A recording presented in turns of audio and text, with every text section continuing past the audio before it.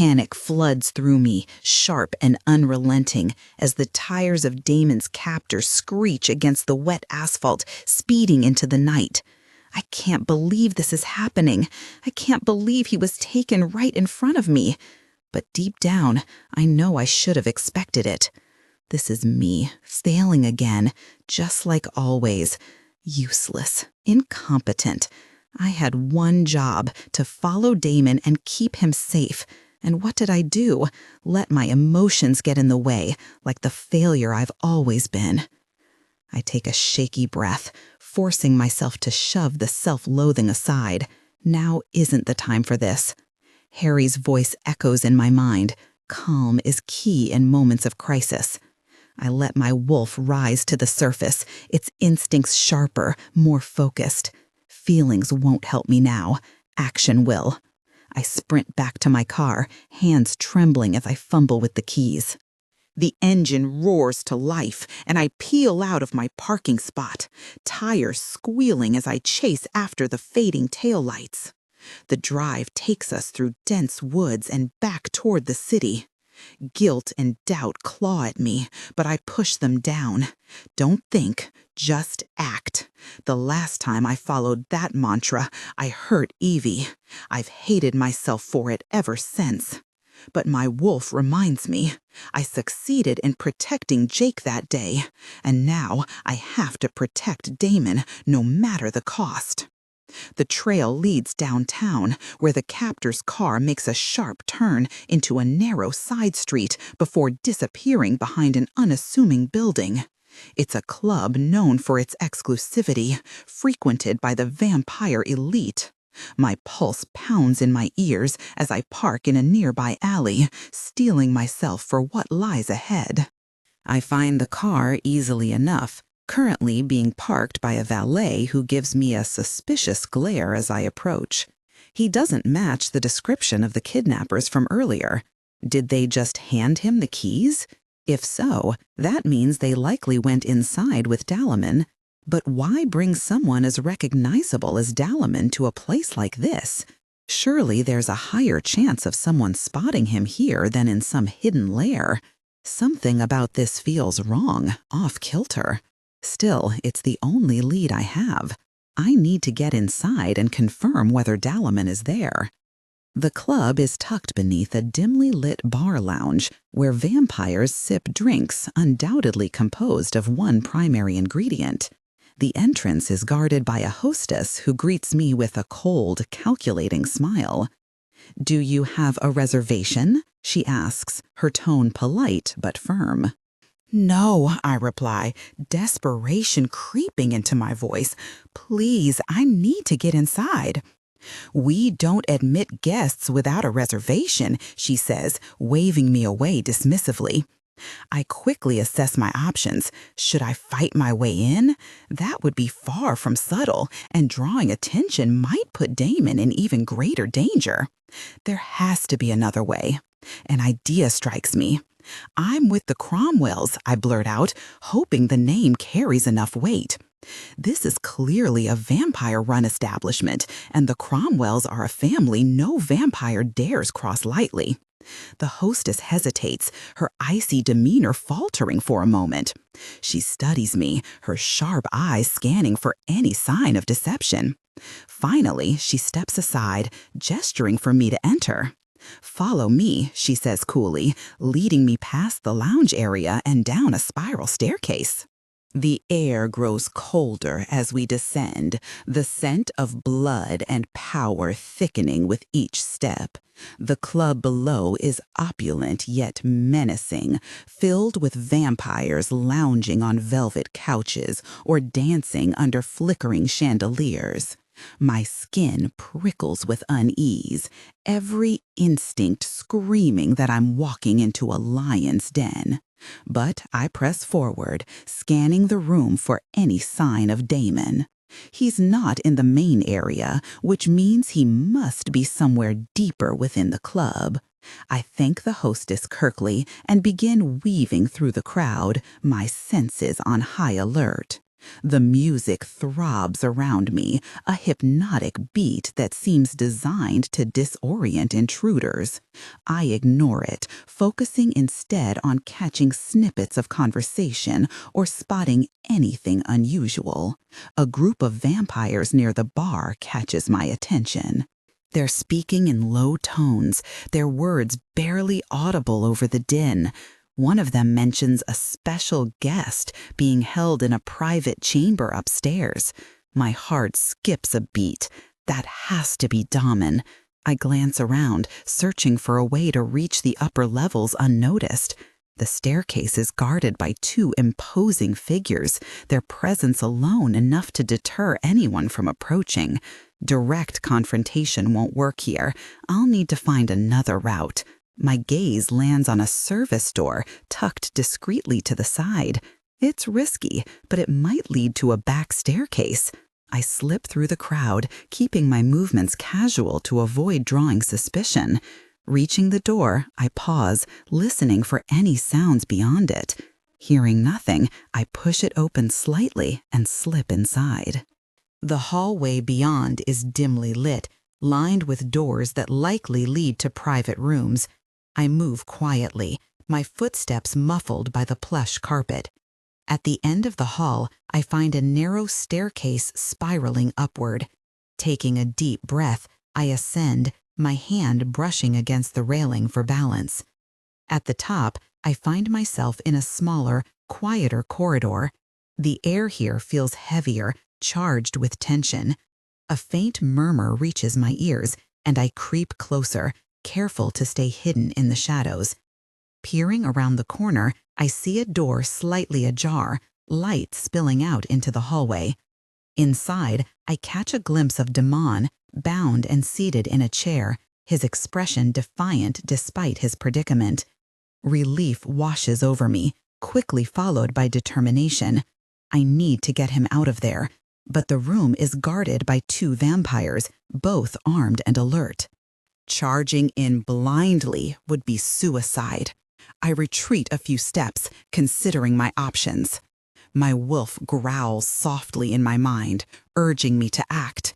Suddenly, I hear voices approaching from the other end of the corridor.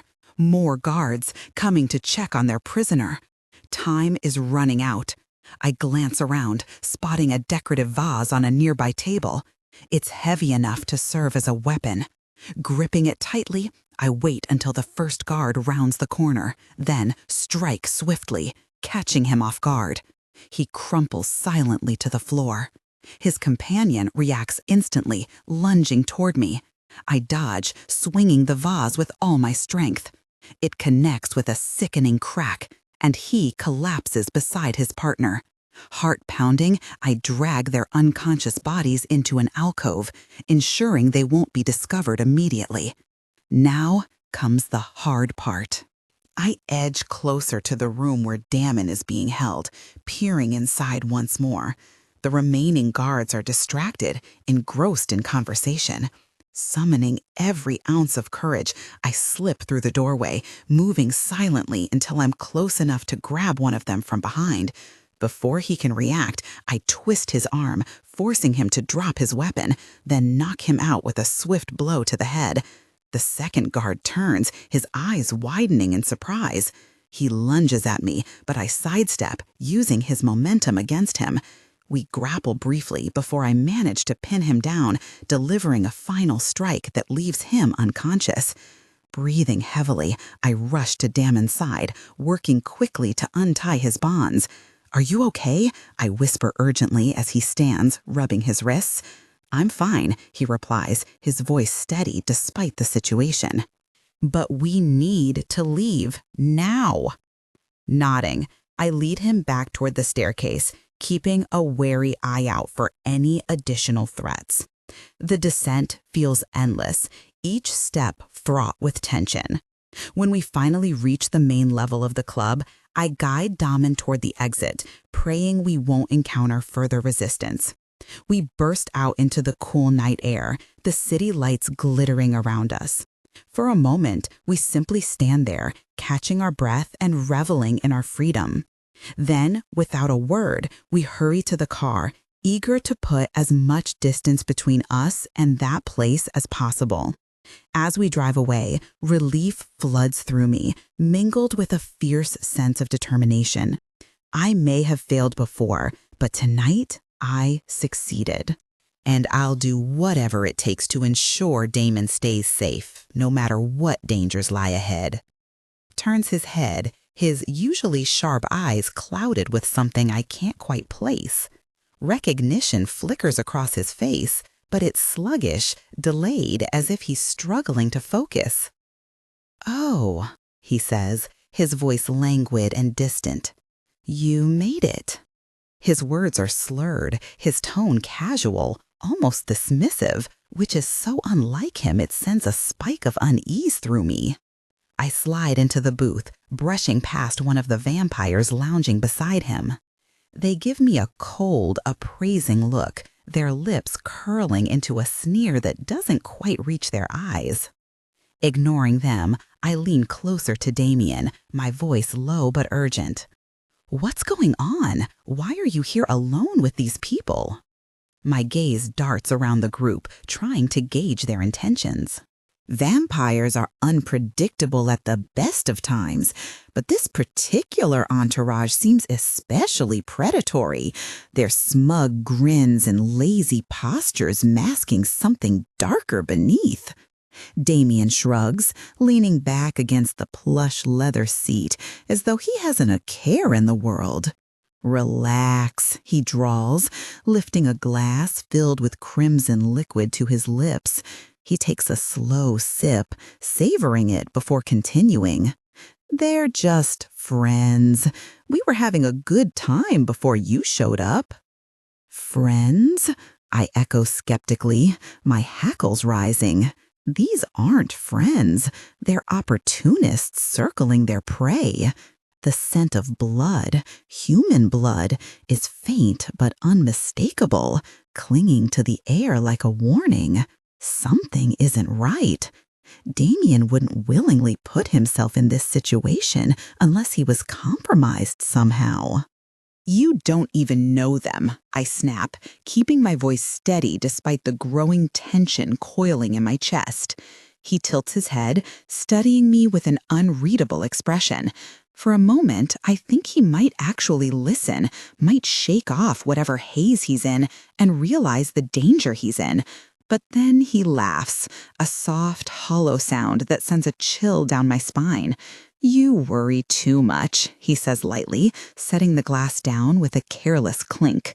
"I'm fine, better than fine, actually." I glance again at the vampires surrounding him, noting the way they watch our exchange with barely concealed amusement. One of them, a tall woman with silver hair cascading over her shoulders, leans forward slightly, her crimson lips curving into a smirk. "Is there a problem here?" she asks sweetly, her voice dripping with false concern. Her eyes glint with malice, and I instinctively bare my teeth in a silent warning. She raises an eyebrow, unimpressed, and leans back, crossing her legs deliberately. "No problem," I reply tersely, forcing myself to stay calm. Losing control now would only make things worse. Instead, I turn my attention back to Damian, gripping his arm firmly. "We need to go, now." He frowns, pulling his arm away from my grasp. "Why?" he demands, his tone sharper now, tinged with irritation. "I told you, I'm fine. Stop treating me like I can't take care of myself." The frustration bubbling inside me threatens to boil over. How could he not see what's happening? Or maybe he does see it and simply doesn't care anymore. That thought terrifies me more than anything else. "Damian, please," I plead, lowering my voice further. "This isn't you. You wouldn't be here like this if something wasn't wrong." For a split second, clarity flashes in his eyes, and I feel a surge of hope. But just as quickly, it's gone, replaced by that same vacant detachment. "You don't get to decide what's right or wrong for me," he mutters, turning his attention back to the vampires. They chuckle softly, exchanging knowing looks that make my skin crawl. Realizing I'm not going to reason with him while he's like this, I stand abruptly, scanning the room for an exit strategy. The music pounds louder, the bass reverberating through the space and making it hard to think clearly. The crowd shifts restlessly, bodies moving in hypnotic rhythm, but I tune it all out, focusing instead on the layout of the club. There's no way I'm leaving without Damian, even if I have to drag him out kicking and screaming. Before I can act, however, the silver-haired vampire speaks again, her voice cutting through the noise like a blade. "Perhaps your friend needs some convincing," she purrs, her gaze locking onto mine. There's a challenge in her eyes, a dare I can't ignore. "I don't want any trouble," I say evenly, meeting her stare head-on, "but I'm not leaving without him." Her smirk widens, revealing a flash of fang. Trouble has a way of finding us, doesn't it? The atmosphere shifts instantly, the playful pretense dropping away to reveal the underlying threat. The other vampires in the booth tense, their movements subtle but deliberate. I brace myself, ready for whatever comes next. If they want to fight, they'll get one, but not before I get Damian out of here. "Let's go," I growl, grabbing Damian's wrist and yanking him to his feet. He protests weakly, stumbling as I pull him toward the edge of the booth. The vampires move to block our path, their expressions darkening. "You should have stayed out of this," the silver-haired woman says coolly, stepping forward. Her hand shoots out, lightning fast, aiming for my throat. Instinct kicks in, and I twist sideways, dodging the blow and shoving Damian behind me. The club erupts into chaos, the music drowning out the sounds of snarls and shouts as the vampires close in. Adrenaline surges through me, sharpening my senses. I may be outnumbered, but I'm not backing down, not when Damian's life is on the line.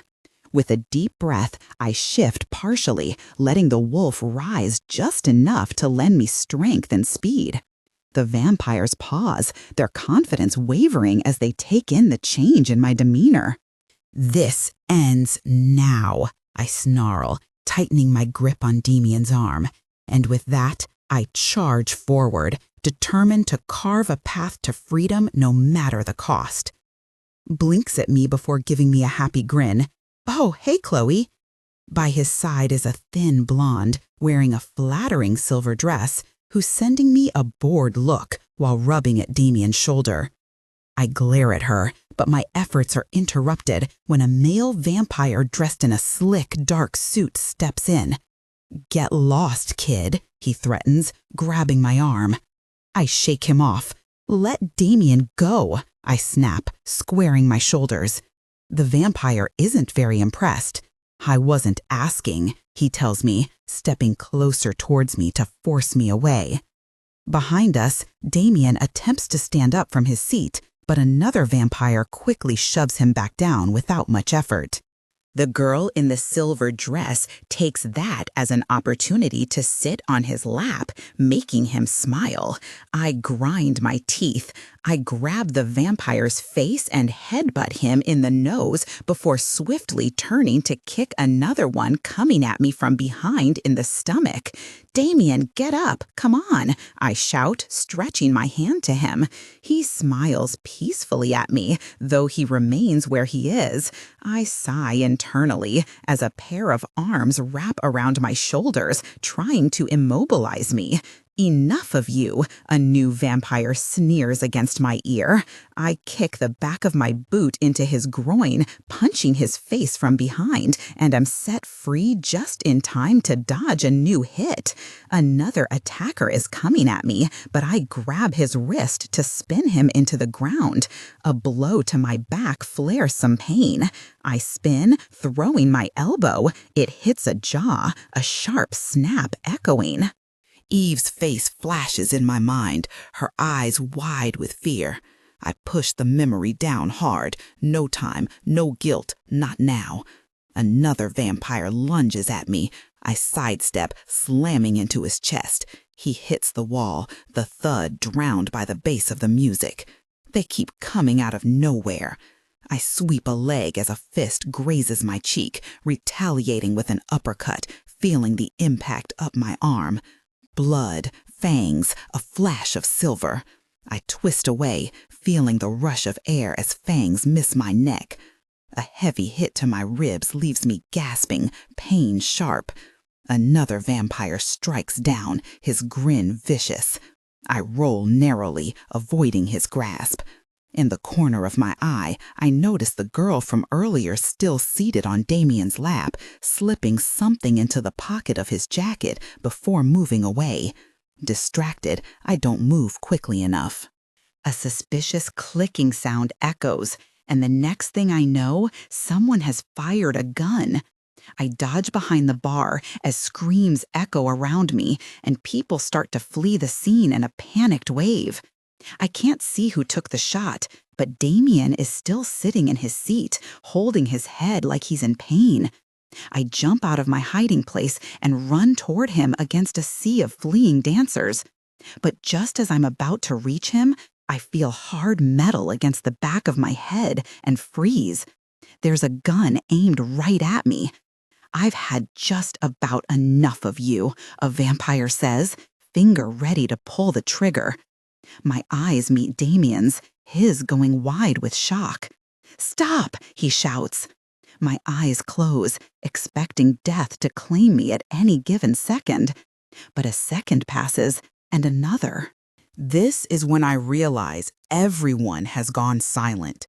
Of serving tables suspended mid-motion, trays hovering in the air as if gravity itself has paused. The scene is surreal, almost dreamlike, and yet it's undeniably real. My heart pounds in my chest, a mix of awe and unease coursing through me. Damian leans heavily on me, his breathing labored, but he seems more focused now, his earlier confusion fading. "Chloe," Damian murmurs, his voice low and strained. "We need to get out of here before they start moving again." I nod, though I'm not entirely sure what to do next. The entire situation feels overwhelming, like something out of a movie rather than my actual life. Still, I push forward, guiding Damian toward the exit. As we move, I can't help but glance around at the frozen figures, people caught in moments they'll never remember. It's eerie, unsettling, and yet strangely beautiful in its own way. When we finally step outside, the cool night air hits us like a wave, grounding me slightly. The streets are eerily quiet, devoid of the usual chaos that defines this part of town. Even the cars seem frozen in place, headlights glowing faintly, as if waiting for their drivers to return. Damian stumbles, and I tighten my grip on him, ensuring he doesn't fall. "Are you okay?" I ask again, my voice tinged with worry. He nods weakly, but doesn't speak, his focus clearly elsewhere. His face is pale, beads of sweat forming on his forehead despite the chill in the air. Whatever he did back there clearly took a toll on him. "We should find somewhere safe to rest," I suggest, scanning the area for any sign of movement or danger. "You're in no condition to keep going like this." Damian hesitates, then nods reluctantly. "There's a place nearby, an old warehouse. No one goes there anymore." Without another word, I help him navigate the deserted streets, my senses on high alert. Every shadow seems darker, every sound louder in the unnatural silence. It's as if the world itself is holding its breath, waiting for something or someone to break the spell. The warehouse isn't far, tucked away behind a row of abandoned buildings. Its rusted metal doors creak loudly as I push them open, the sound jarring in the stillness. Inside, the space is dimly lit by moonlight streaming through broken windows, casting long shadows across the dusty floor.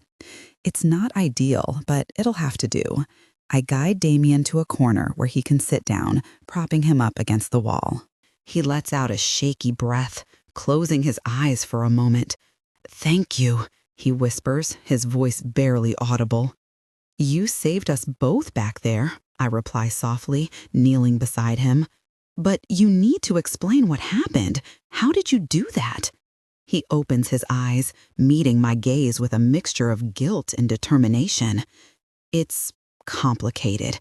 Vampires aren't supposed to be able to compel large groups like that. It's draining, dangerous, but I had to try." "Why didn't you use your powers earlier?" I press, frustration creeping into my tone. "If you could have stopped them all along, why let things go so far?" "I couldn't risk it," he admits, running a hand through his disheveled hair. "Compulsion on that scale, it's unpredictable. If I'd failed, it would have made everything worse." And he trails off, hesitating. "And what?" I prompt gently. "And I wasn't sure I could trust myself," he finishes quietly. "My grandfather taught me how to control my abilities, but he also warned me about their limits. Pushing too hard, too fast, it can backfire. I didn't want to put anyone in more danger." I study him carefully, trying to reconcile the man before me with the image I've built in my mind. Damian has always been enigmatic, his actions often shrouded in mystery. But seeing him like this, vulnerable, uncertain, makes me realize just how much he's been carrying on his own. "You don't have to carry everything alone," I tell him, placing a reassuring hand on his shoulder. "Whatever happens next, we'll face it together." For a brief moment, a flicker of relief crosses his face, quickly replaced by resolve.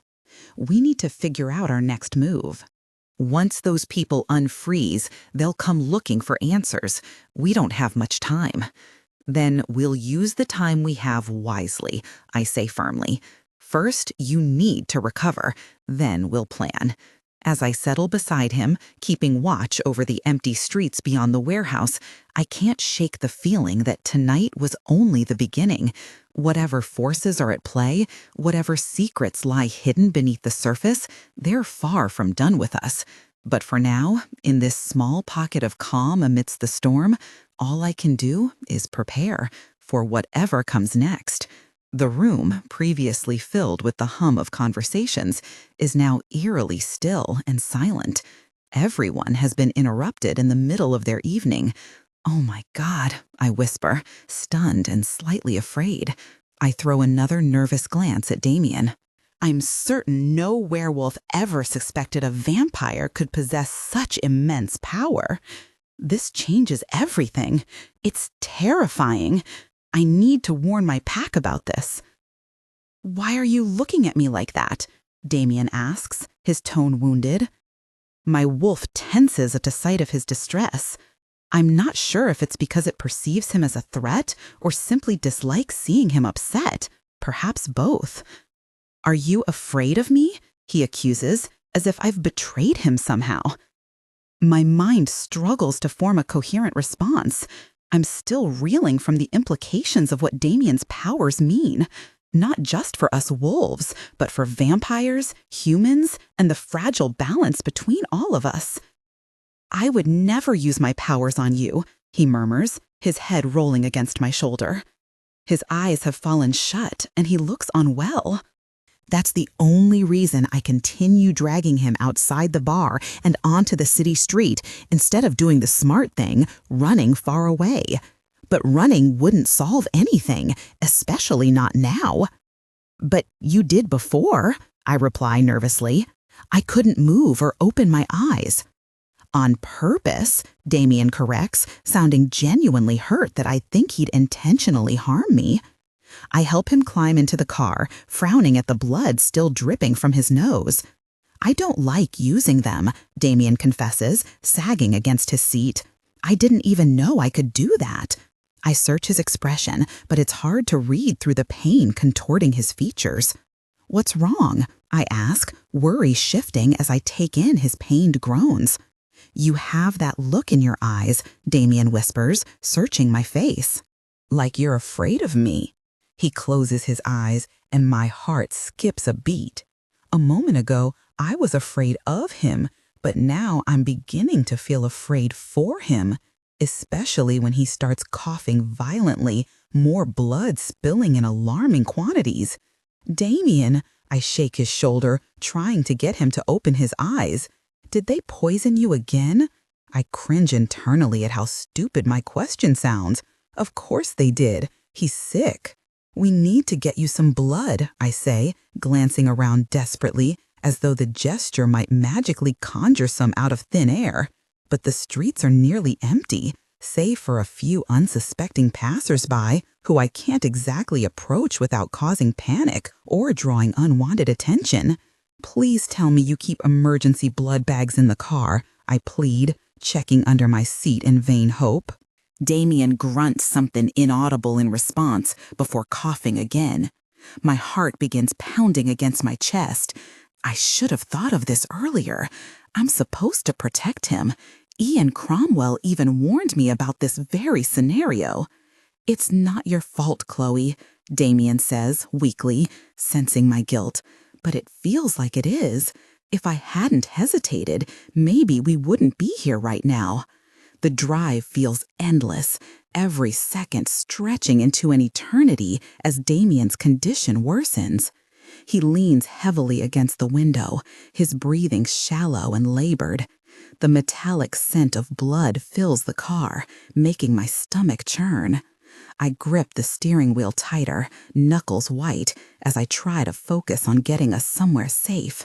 Stay with me, I mutter, glancing at him repeatedly. Don't you dare pass out. Fine, he rasps, though his voice betrays him. Blood trickles down his chin, and his skin has taken on an ashen hue. It's clear he's anything but fine. Still, the stubbornness in his tone makes me want to scream and cry all at once. Finally, we arrive at a secluded spot where I know a trusted ally keeps supplies hidden. I practically drag Damian out of the car, his weight leaning heavily on me. Each step feels like a battle, but I refuse to let myself falter. Not now, not when he needs me most. Inside the small cabin, I locate a stash of blood bags tucked away in a cooler. Relief floods through me as I rip one open and press it to Damian's lips. At first, he resists, too weak to respond, but eventually, instinct takes over and he drinks greedily. His body sags further into mine, and I hold him steady, feeling the tremors racking his frame. You'll be okay, I whisper, though I'm not sure if I'm trying to convince him or myself. The truth is, I don't know what kind of poison they used this time, or how much damage it's already done. All I can do is stay by his side and hope that whatever antidote lies within the blood will work quickly enough. As the minutes tick by, Damian's breathing evens out slightly, and the color begins to return to his face. He exhales shakily, his head lolling against my shoulder. For a moment, neither of us speaks. The silence is heavy, broken only by the soft rustle of leaves outside and the distant hoot of an owl. What happened back there? I ask finally, my voice barely above a whisper. How did they find you? Damian doesn't answer immediately. When he does, his words are slow and deliberate, weighed down by exhaustion. It wasn't random. They knew exactly where to find me and who I'd be with. My stomach drops. You think someone tipped them off? He nods faintly. Could have been anyone, someone close to you or me. His gaze meets mine, sharp despite his weakened state. Trust is dangerous right now, Chloe. His words hit like a punch to the gut. Trust has always been complicated for me, especially lately. Between my pack's skepticism, Nate's manipulations, and the constant pressure to prove myself, trusting anyone feels like walking a tightrope. But Damian, I trusted him almost instantly, even knowing the risks. Hearing him caution me against trust stings more than I care to admit. I trust you, I say firmly, meeting his gaze. and I'm not letting anyone else hurt you." For a moment, he looks like he might argue. Instead, he closes his eyes and lets out a long breath. "You shouldn't," he murmurs, "but thank you." We sit there for a while longer, the tension slowly easing as Damian regains some strength. Outside, the world remains quiet, oblivious to the chaos simmering beneath the surface. Inside, however, the storm rages on, uncertainty, fear, and determination colliding in equal measure. Eventually, I help Damian to his feet, steadying him as we prepare to leave. Whatever comes next, we'll face it together, even if the odds seem insurmountable. Because running isn't an option anymore, not for either of us. Reaching for my hand, he says, "I'll see you soon." He clenches my fingers inside of his and gives me a reassuring smile. "I think you're dying," I tell him, feeling like my heart is about to explode out of my chest. Damian's gaze meets mine once more. His is peaceful and serene, without any trace of sorrow or fear. "It's fine," he tells me, in a tone one would use to pass up food or a drink. He means it, too. It's like he doesn't care at all that he's about to. And then he begins to convulse, and I feel like my heart has stopped beating altogether. "Here," I tell him, snapping my wrist to his lips, "drink from me. Come on, Damian." But he doesn't react, having fallen unconscious. He's dying. He's going to die. Oh my God. I bite into my own skin as hard as I can, ignoring the pain as flesh tears and blood begins to leak down my arm. I bring my wrist back to Damian's mouth, holding his head upright with the other hand. "Come on," I beg him, trying to shake him awake. "Come on, Damian, please." For too long, nothing happens, and I'm certain I've lost him, until his eyes snap open, meeting mine. There's no kindness or peaceful resolve left in them, just pure, unadulterated hunger. And then, grabbing me with bone-crushing force that tears a small scream from my lips, he sinks his teeth into my arm. 6 years ago, the day of the accident, Harry lunges forward, his movements a blur. I dodge to the left, barely avoiding his outstretched hand, and spin around to face him again. We move like this for several minutes, Harry putting me through my paces. "You're getting faster," Harry comments, blocking a swipe I make toward his side. His approval sends a wave of pride through me. "And stronger," he adds, parrying another attack with ease, but noting my improved strength. I grin, feeling a rush of adrenaline. I'm glad I get to practice with him today, I think to myself. Just like before, he's been busy lately, traveling more and more abroad for his university studies. I can tell it makes him happy being independent from our pack, and so I'm glad our alpha has allowed it. But I do miss him, not only because I always make better progress when I train with him, but also because I have no one to confide in without Harry. I mean, that's not entirely true. I have my mate now, but it's not the same. I want to impress Nate and make him proud, so I can't share my shortcomings with him like I would with Harry. With a sudden burst of energy, I fake left and then strike right, catching Harry off guard. My palm connects with his chest, sending him staggering back a few steps. "Well done, Chloe," he exclaims, his gray eyes lighting up with genuine surprise and delight. "You're getting better at this." I beam, panting slightly from the exertion. "All thanks to you," I reply earnestly. "Without your help, I'd never have been strong enough to deserve a wolf like Nate for a mate." Harry's expression shifts subtly, his smile fading into a frown for a second. "You don't have to prove your worth to anyone," he approaches, placing a firm hand on my shoulder. "Nate should love you for who you are, not for how strong you become." I hesitate, searching Harry's face for some deeper meaning behind his words. Does he know something? Has he seen cracks in Nate's behavior that I've missed? Or is he just trying to protect me from setting impossible standards for myself? The memory fades as reality crashes back in. Damian's grip slackens slightly, though his fangs remain buried deep in my flesh. The room spins, and I wonder if I've made a terrible mistake. Yet even as doubt claws at the edges of my mind, I know there was no other choice. If letting him take what he needs saves his life, then so be it. I close my eyes, leaning into the pain, focusing instead on the sound of his breathing, ragged but steady, and the warmth of his body pressed against mine. He's alive. That's all that matters. When he finally releases me, his eyes are clearer, less consumed by the primal hunger that had overtaken him moments earlier. He looks at me with an unreadable expression, somewhere between gratitude and guilt. "Chloe," he murmurs, his voice hoarse.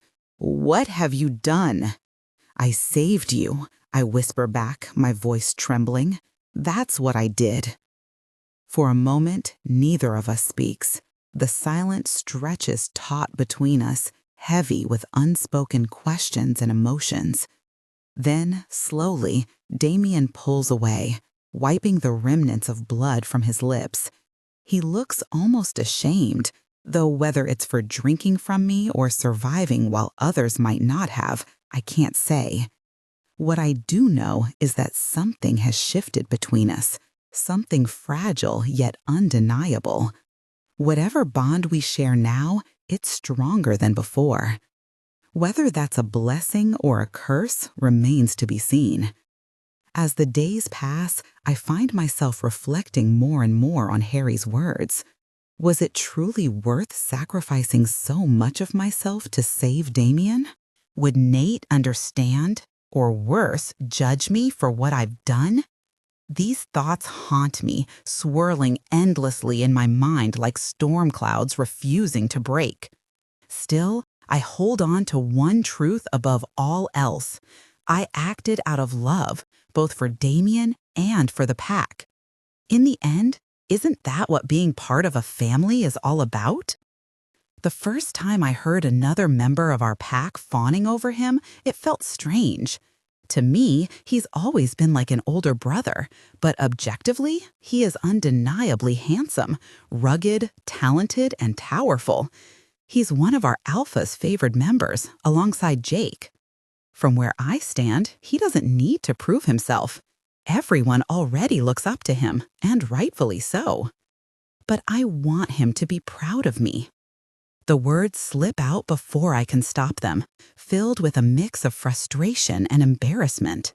I finally mutter, feeling a mix of frustration and embarrassment I don't quite understand. Harry's expression shifts slightly as he processes my words. His eyes widen just a fraction before he purses his lips, clearly choosing his next words carefully. He made it work with me despite who I am, I continue, guilt tugging at my chest. I owe him so much. Harry tilts his head slightly, his tone measured. I would rather hope that he made it work with you because he loves you. His features are calm, neutral, but there's a probing edge to his voice. Sometimes, Chloe, when you speak of him, you make it sound... Do you think I like Nate? I interrupt sharply, hurt prickling beneath my skin. My gaze drops to the ground, unable to meet his. Why are you saying these things? I'm lucky to have found my fated mate. Harry releases a small sigh, his hand coming to rest on my shoulder in a gesture meant to comfort. If he makes you happy, then that's all that matters. I nod slowly, drawing in a steadying breath. Around us, the clearing is bathed in the golden light of the late afternoon sun, filtering through the tall pines. The air carries the fresh scent of earth and pine needles, invigorating restlessness. You're still coming with us to visit Nate's old pack today, right? I ask as we begin heading back home. After mating with me, Nate left his previous pack, a smaller but influential group settled a couple of hours away. His family, particularly his older sister Evie, still lives there. Yeah, Harry replies. Rowan wants me to meet their new alpha, Seth. I consider this carefully. It feels odd that Rowan asked Harry to meet Seth instead of Jake. Seth, who recently became the new alpha of Nate's old pack, is around Harry's age. I suppose Rowan thought they'd get along, strengthening ties between our packs. Still, it's Jake who will eventually replace Rowan as alpha, not Harry. To my regret, I have to say I think Harry would make a great alpha, I tell him earnestly as we near home. Harry chuckles softly, brushing off the compliment with characteristic humility. Jake is much better suited for the job, he says. Besides, I've been asked by my university professor to accompany him on his next dig in South America. We part ways once we arrive home. I hurry to my room to shower and change, deliberating over what to wear. I hesitate between a light pink dress that I know Nate likes but might find too revealing for meeting his family, and a more modest black dress that seems appropriate, yet perhaps less flattering. Ultimately, I choose the black dress, remembering how Nate once mentioned he loves seeing me in it. Once ready, I head downstairs, feeling a mix of anticipation and unease about the day ahead. I notice Harry waiting for me next to his car. Nate isn't there yet, but Jake is speaking to Harry, conspiring about something involving Chloe. As I approach, Harry greets me with one of his dazzling smiles. I hope I'm not blushing too much, though judging by Harry's amused expression, I probably am. Thank God Nate hasn't arrived yet to see this. He'd be offended. I'll be coming with you instead of Harry, Jake announces, slapping the side of the car. You don't mind having me, do you? Of course not, I reply, hoping Nate won't mind either. He finds Jake obnoxious and irritating. Great. Jake wraps an arm around my shoulder. See, Chloe doesn't mind me, he adds to Harry, who rolls his eyes. I never said she'd mind, Harry says, but your father asked. Who cares? We switch places all the time, Jake cuts him off. Then, turning to me, he asks, Chloe, what do you think about Seth, Mr. Big Shot New Alpha? Seth? I ask nervously. I can tell tension lies underneath Jake's light tone, though I don't understand why. He smells angry and territorial. Has Seth offended him somehow? Well, Nate says he's pretty inexperienced, I offer hesitantly. Inexperienced? Jake exclaims with a content nod. That's what I thought. Explains quite a lot, actually. I breathe out a sigh of relief. Good. This was the right answer. Next to me, Harry purses his lips, suddenly looking almost as tense as his cousin. He tells him warningly, Harry says, watching us climb into the car with a wary glance. What happened? I ask. Nothing, Jake replies. Poor guy doesn't know any better, so I'm just going to politely remind him of some basic rules of conduct. His wide smile doesn't seem friendly at all. If anything, his scent only betrays more anger. Basic rules? I ask, sending Harry a questioning glance. Is this about Viv? Harry guesses in the fed-up tone of someone who's been through this before, which he has, probably. Vivian and Jake have been pretty much engaged for as long as I can remember. They've been butting heads for even longer than that, and Harry's usually right in the middle of it, trying to keep peace as best friends with both of them. Nope, Jake snaps, slamming the door of the car behind him. She has nothing to do with it. Harry sighs in a way that makes it clear he doesn't believe a word of it. I'm coming too, he declares with a frown. I don't think you should, Jake growls through his teeth, suddenly sounding much more menacing. Harry, let me deal with this. It'll be me handling all this soon anyway. I might as well get started now. Harry hesitates, but ends up agreeing with a small frown. His tense expression disappears behind the horizon as our car drives off. In the following years, I'll often think back on this moment, wondering how things would have turned out if he'd gone with us that day. Probably very differently. Harry always fixes everything. If he'd tagged along, Jake would have become our alpha, mated with Vivian, and Nate and I would still be happy and part of the pack. Eve's life wouldn't have been ruined by me. Present day. The feel of Damian's teeth sinks into my thoughts, pulling me back to reality. The sensation of his teeth breaking my skin is mild, not nearly as painful as I had anticipated. The discomfort fades quickly, leaving only the feeling of Damian's lips against my wrist and the gentle pressure of his body against mine. He holds me loosely, but when he senses no resistance or desire for me to pull away, his grip gradually loosens. I'm left questioning why I've always been warned about a vampire's bite. It really isn't so bad. If allowing him to drink from me helps him heal, then I'm glad I offered. But then it begins. A soft warmth starts in my wrist, pleasant and subtle, spreading slowly up my arm. At first, it's barely noticeable, a faint tingling that grows more insistent as it moves toward my chest and stomach. It becomes almost scorching, making my skin feel too tight, like it does before I shift into my wolf form. My breath catches, and an unexpected thought crosses my mind that I want Damian to drink harder.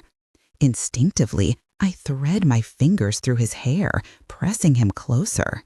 Closing my eyes, I surrender to the sensation, the sound of my heartbeat pounding in my ears. The warmth continues to spread, intensifying with each pull of his lips. It seeps through my veins, growing sweeter and thicker, leaving me breathless. The world around me blurs, my focus narrowing to the point where his mouth meets my skin. Every detail becomes vivid. The coolness of his touch against my feverish flesh, the soft sighs escaping his lips, the firmness of his grip on my arm. It feels impossibly good, and I can't help but wonder why it affects me this way. A loud, telling moan escapes my lips, and Damian pulls back abruptly. "Are you okay?" he asks, concern etched on his face. "Does it hurt?" I feel dizzy, embarrassed by the sounds I made, yet overwhelmingly aroused. Pain? No, there's none of that. No, I reply, distracted by the sight of blood staining his lips. His eyes are dark, pupils blown wide, leaving only a sliver of blue visible. There's a flush to his cheeks, reminiscent of how he looked after drinking from Gemma. The memory ignites a flare of possessiveness in my wolf, but I hesitate only briefly before placing my hands on his shoulders and pulling him toward me. "Chloe," Damian murmurs, his voice uncertain. Before he can say more, my lips crash onto his. My wolf thrills at the taste of my own blood still lingering on him.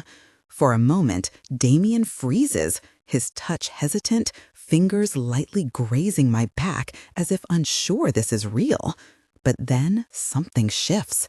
The hesitation melts away, replaced by urgency as the kiss deepens. It's fueled by everything we've endured, the tension, the fear, the unspoken emotions between us. Soon, Damian is pulling me onto his lap, his lips moving against mine with a fervor that matches the frantic rhythm of my heart. It speaks of hunger, not for blood, but for something else, something unfamiliar yet undeniable blossoming between us. Just as suddenly as it began, Damian pulls away. We can't," he says, his voice strained, almost pained. He moves further back, creating distance between us. Somewhat reluctantly, under my confused gaze, he moves away. What does he mean? We can't?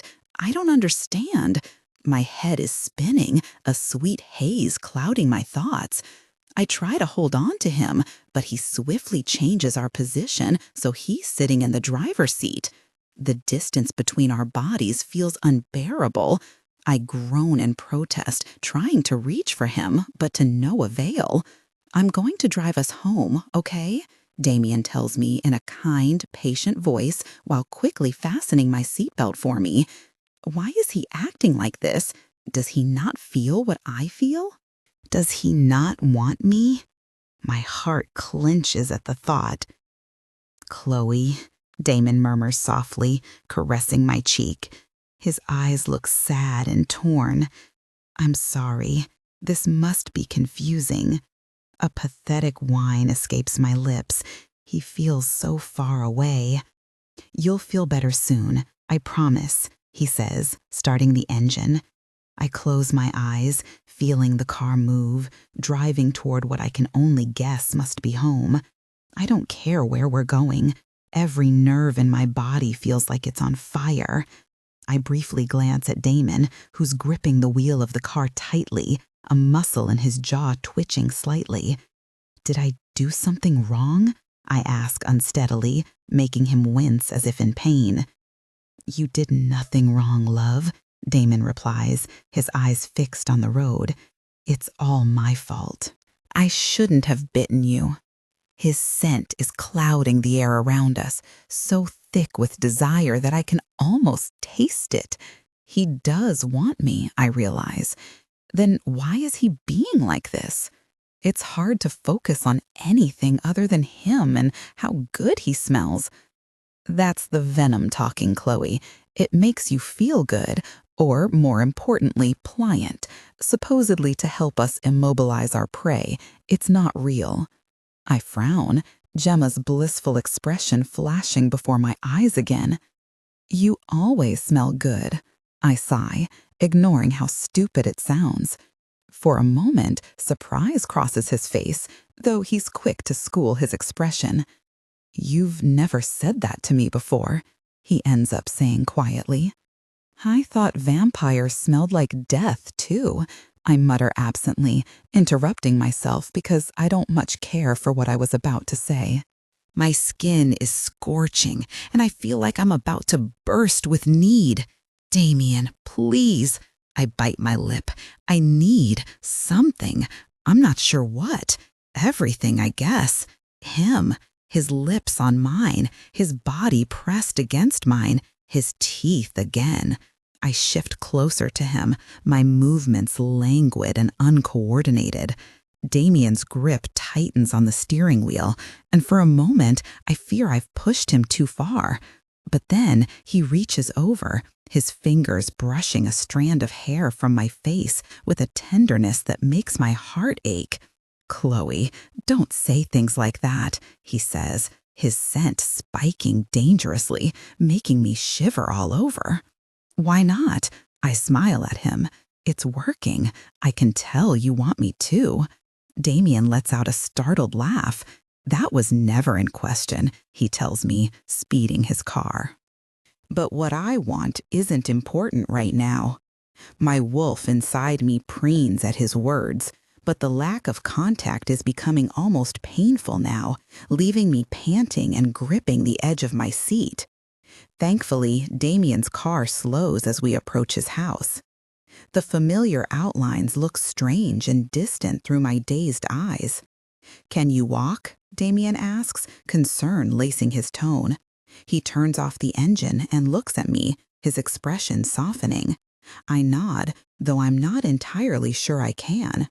My legs feel weak, shaky, like they might give out beneath me.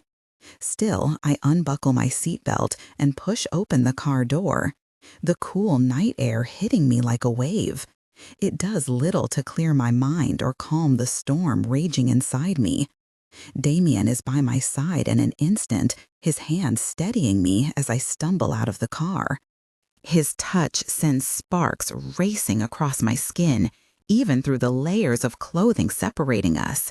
I lean into him instinctively, craving the warmth and solidity of his body. Easy, he murmurs, wrapping an arm around my waist to support me. We're almost there.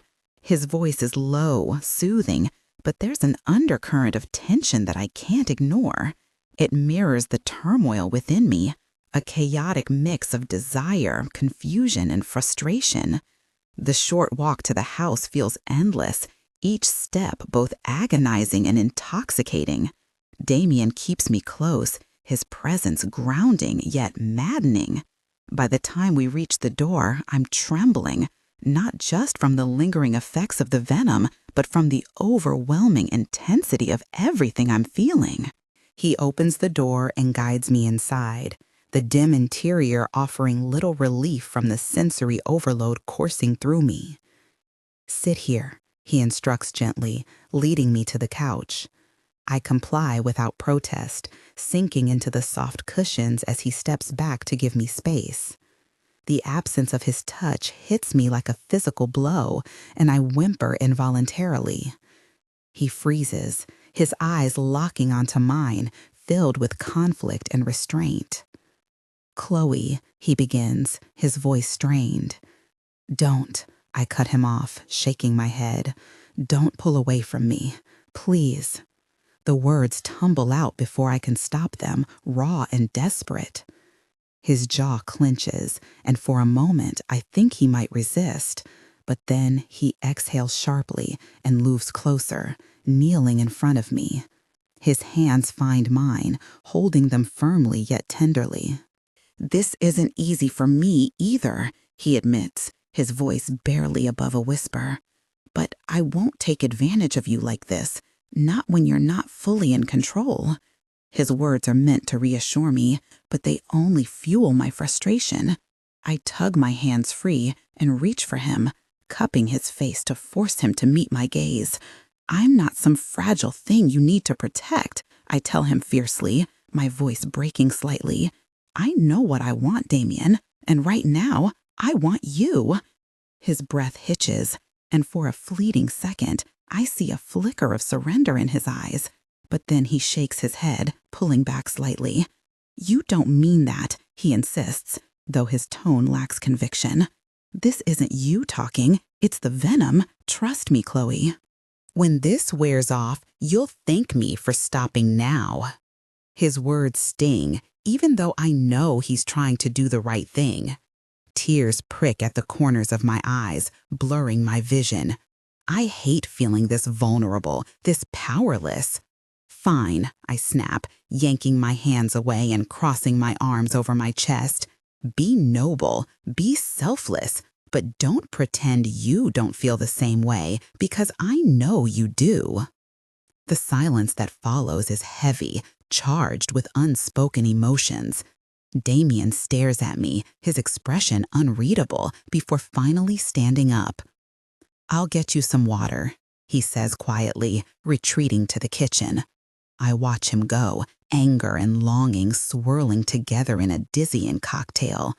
The rational part of my brain knows he's right, that the venom is messing with my judgment, but that doesn't make it any easier to accept. All I want is for him to come back, to close the distance between us, and make this unbearable ache go away. As the minutes drag on, the fog in my mind begins to lift ever so slightly, allowing doubt to creep in. Maybe he's right. Maybe this isn't real. But even as the thought forms, I can't shake the feeling that there's more to it, that somewhere beneath the haze, my feelings for him are genuine. And maybe, just maybe, his are too. Asks me to open my door to help me out. Of course, I reply with an indignant giggle before stumbling upright into his arms. I didn't do it on purpose, but I'm not sorry for it when I feel Damon put one arm under my knees to lift me up. In his arms, I immediately bury my nose in his neck, trailing my wrists against his skin to imprint my own scent onto him. I want everyone to know he's mine. In the back of my mind, I realize I should probably try to hide my wrists from him since they've already fully healed from both our bites, which wouldn't be possible if I were human. But the urge to mark Damon is too strong. My wolf is practically screaming at me to do it. When I'm done, I begin placing slow, languid kisses against his now perfectly scented neck. Damon shivers under my touch, a small gasp escaping him when I suck a little on his skin. "You're going to sleep it off," he tells himself in a resolute tone as he carries me up the stairs. "Will you stay with me?" I ask, knowing full well there's no way I'm getting into bed with him to sleep. Damon gives me a knowing look but says nothing as we enter my bedroom. As soon as he puts me down on my bed, I throw my arms around his shoulders and pull him toward me into another kiss. Damon briefly responds to it before moving away with a groan. "Chloe, I really should go." I topple him down on the mattress in one swift movement and climb on top of him, straddling his hips. He's staring at me with a mixture of amusement, concern, and frustration, but I want to be with him. "I want to be with you," I confess, sincerity piercing through the pleasant haze in my mind. Damon's eyes are fully black now, naturally so, and I think it looks really beautiful. "And I want you to bite me again," I add, stretching my neck out to him. His hold tightens around me briefly.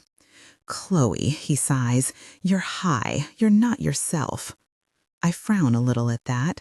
Everything does feel slightly hazy, but it honestly feels too good to care. "Please," I ask against Damon's lips. I hear him gulp slowly. He smells just as aroused and needy with desire as I do. I don't understand why he's not doing anything about it. "Is it because you think you're taking advantage of me?" I ask. "Because I was attracted to you before, you know." Damon smirks. "I know, darling," he says, sitting up and pulling me flush against him, making me giggle. "But I'd like you to experience our first time together sober." He wraps his arms around me, pulling me close. "I don't think I'll be able to stop if I bite you again, my Chloe. I've missed you. I won't be able to control myself." Confusion slightly pierces through the haze of my mind.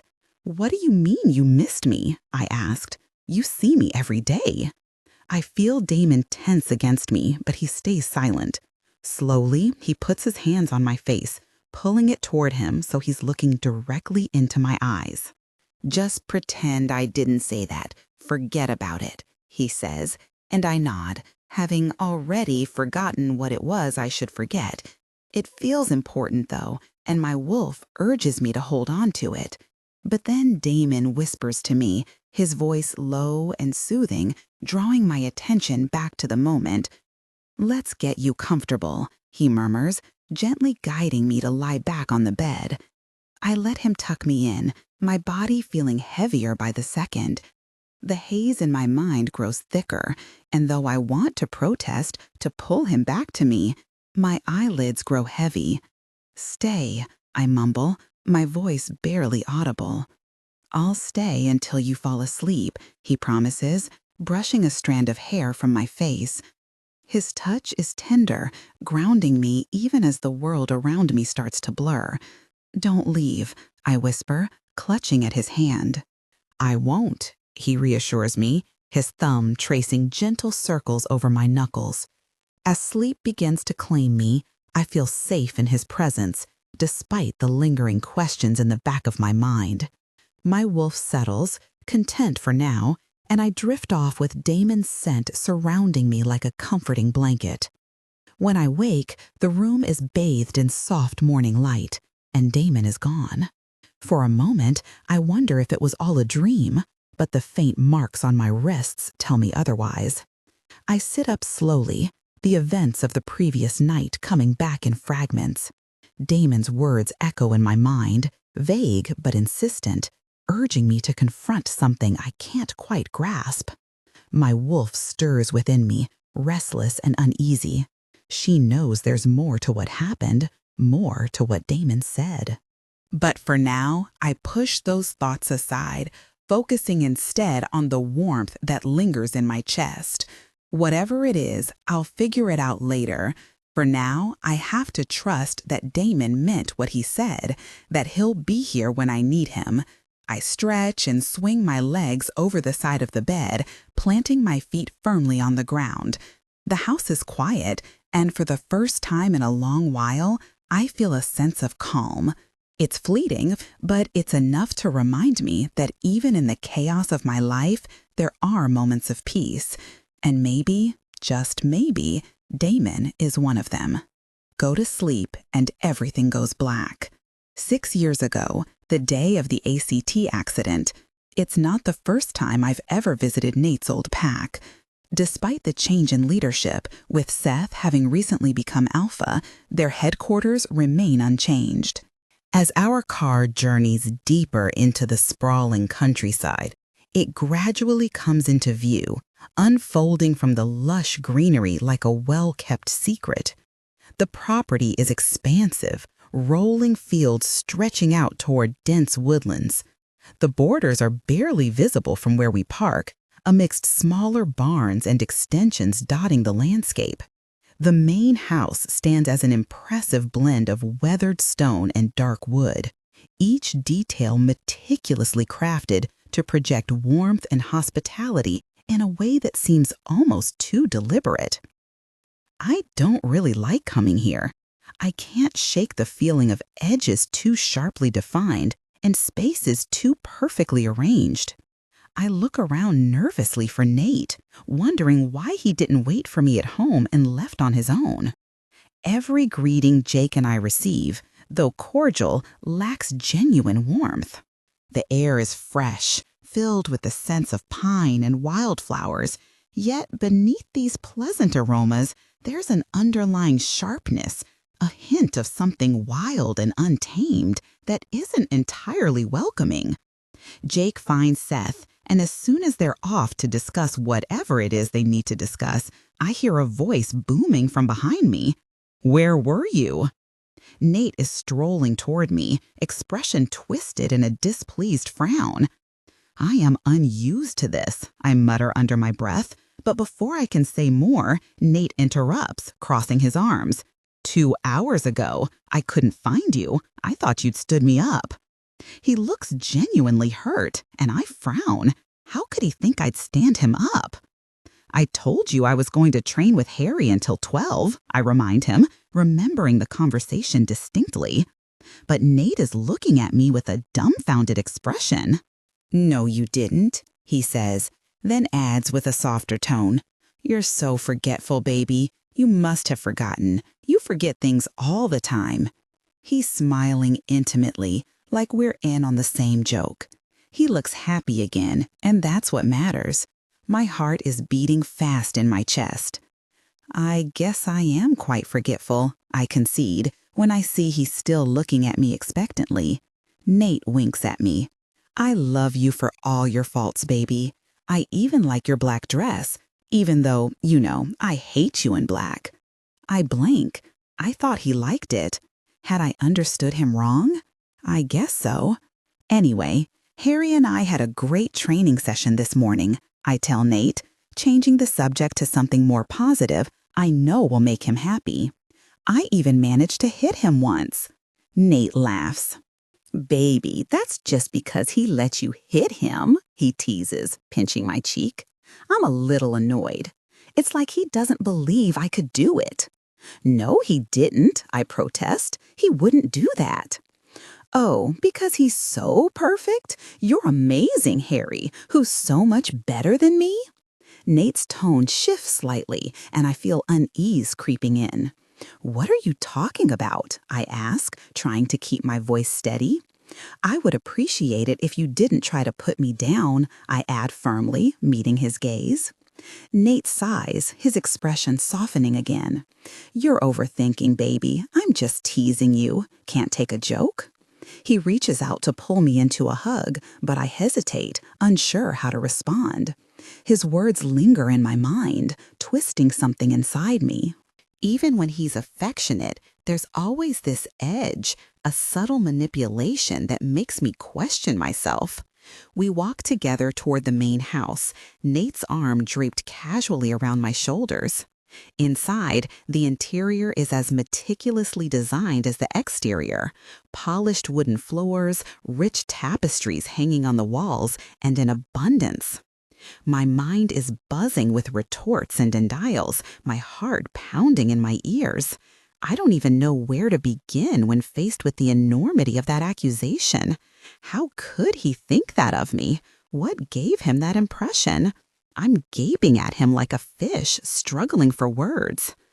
I'm not trying to put you down, I protest, my throat tight under Nate's angry glare. Spending all morning with one guy and then showing up here with another isn't exactly helping if you're not trying to piss me off. What is it then? You just don't think about me at all? That's not true, I insist, but Nate sneers, cutting me off. Oh, sure, the two most important wolves in our pack, huh?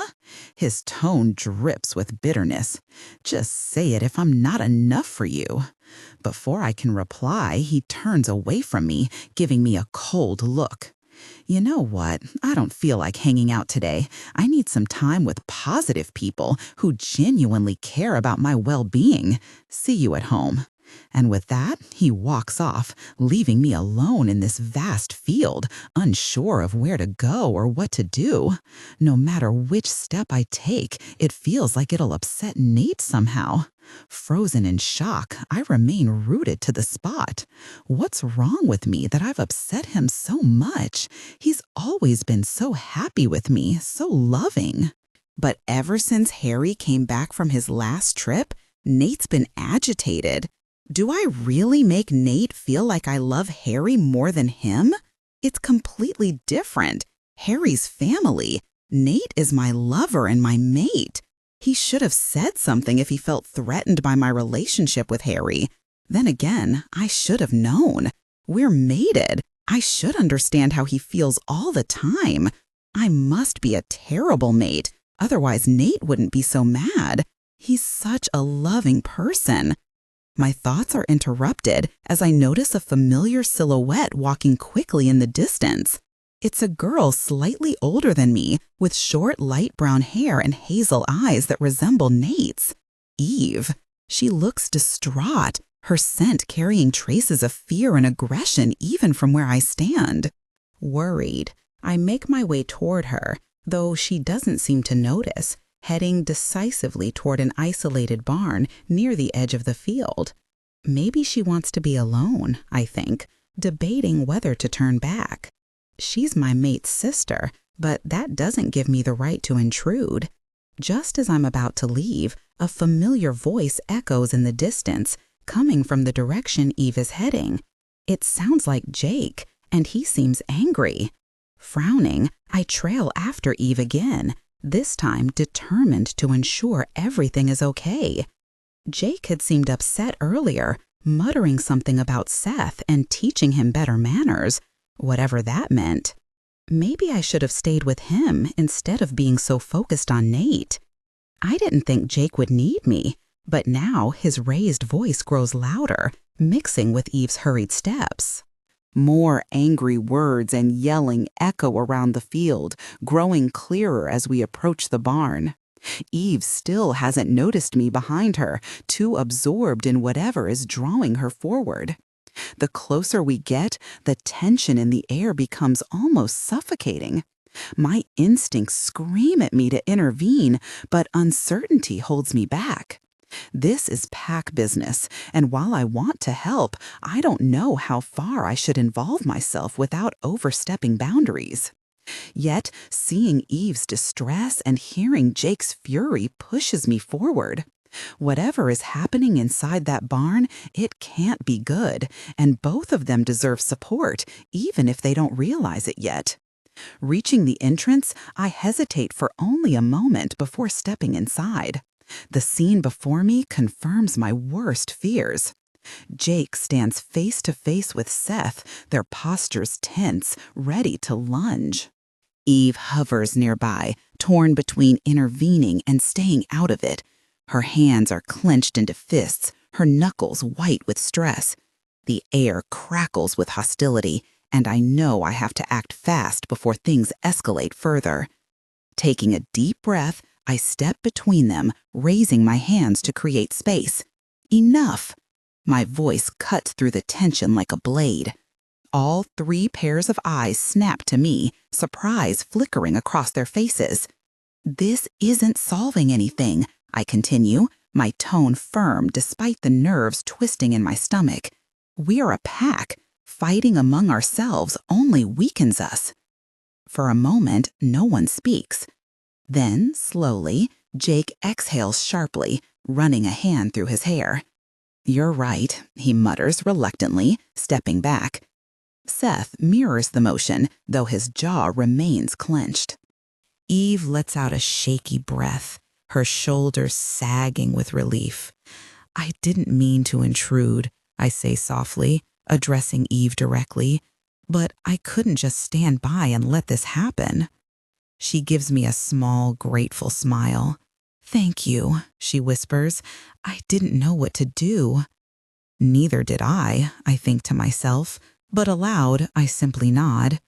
Turning to Jake and Seth, I add, "Whatever this is about, find a way to talk it out, not tear each other apart." They exchange a glance, neither looking entirely convinced, but at least the immediate danger has passed.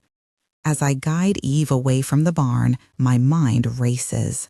Today has been nothing but a whirlwind of emotions, misunderstandings, and near disasters. Between Nate's accusations, Jake's anger, and Seth's stubbornness, it feels like the entire pack is unraveling bit by bit.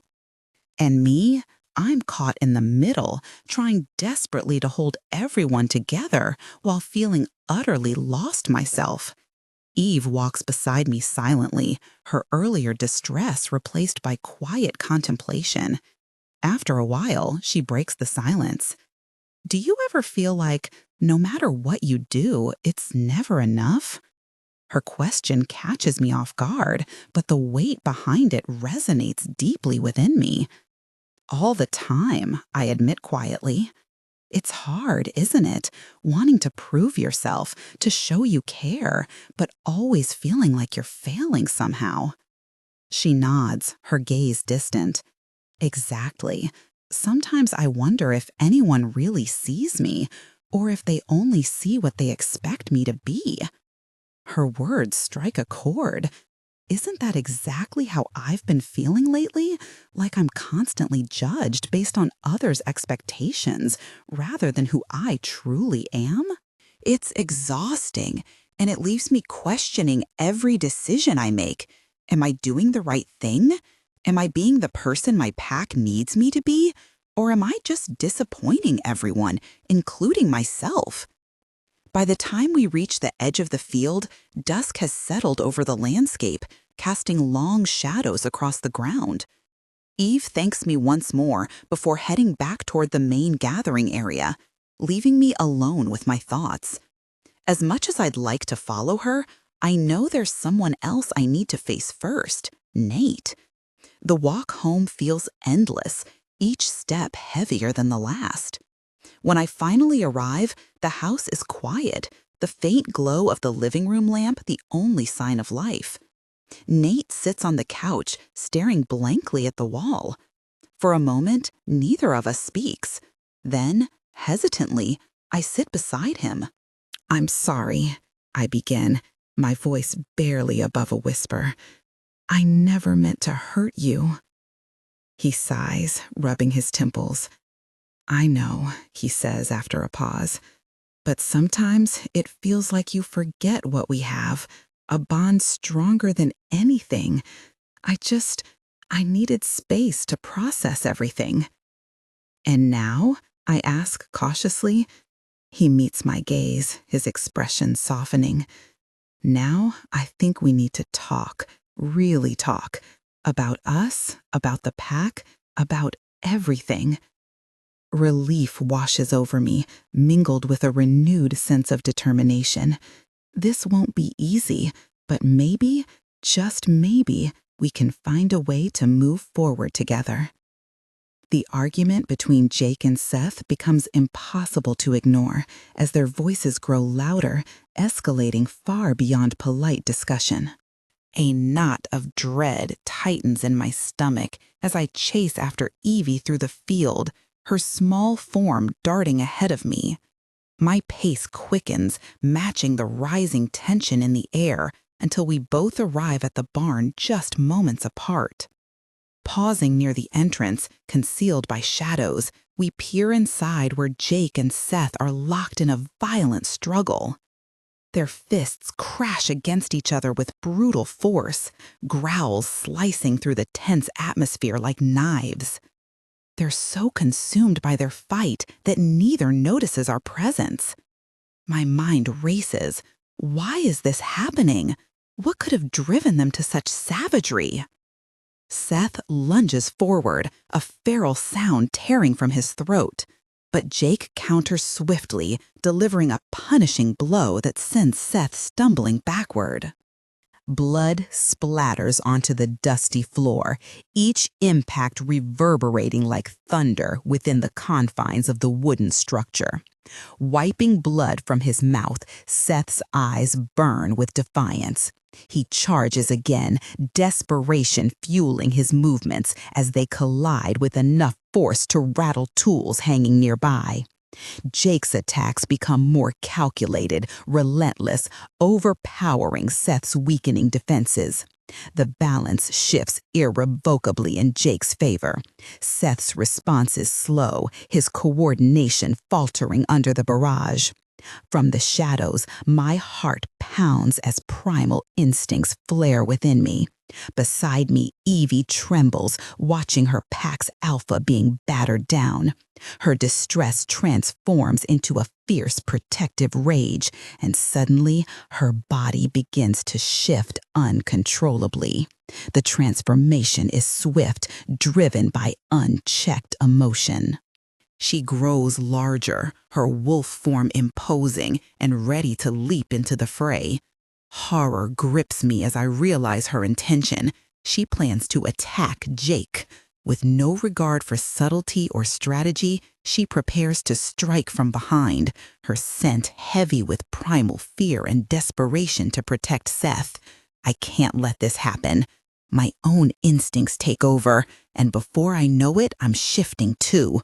In an instant, I'm lunging toward Evie, baring my fangs.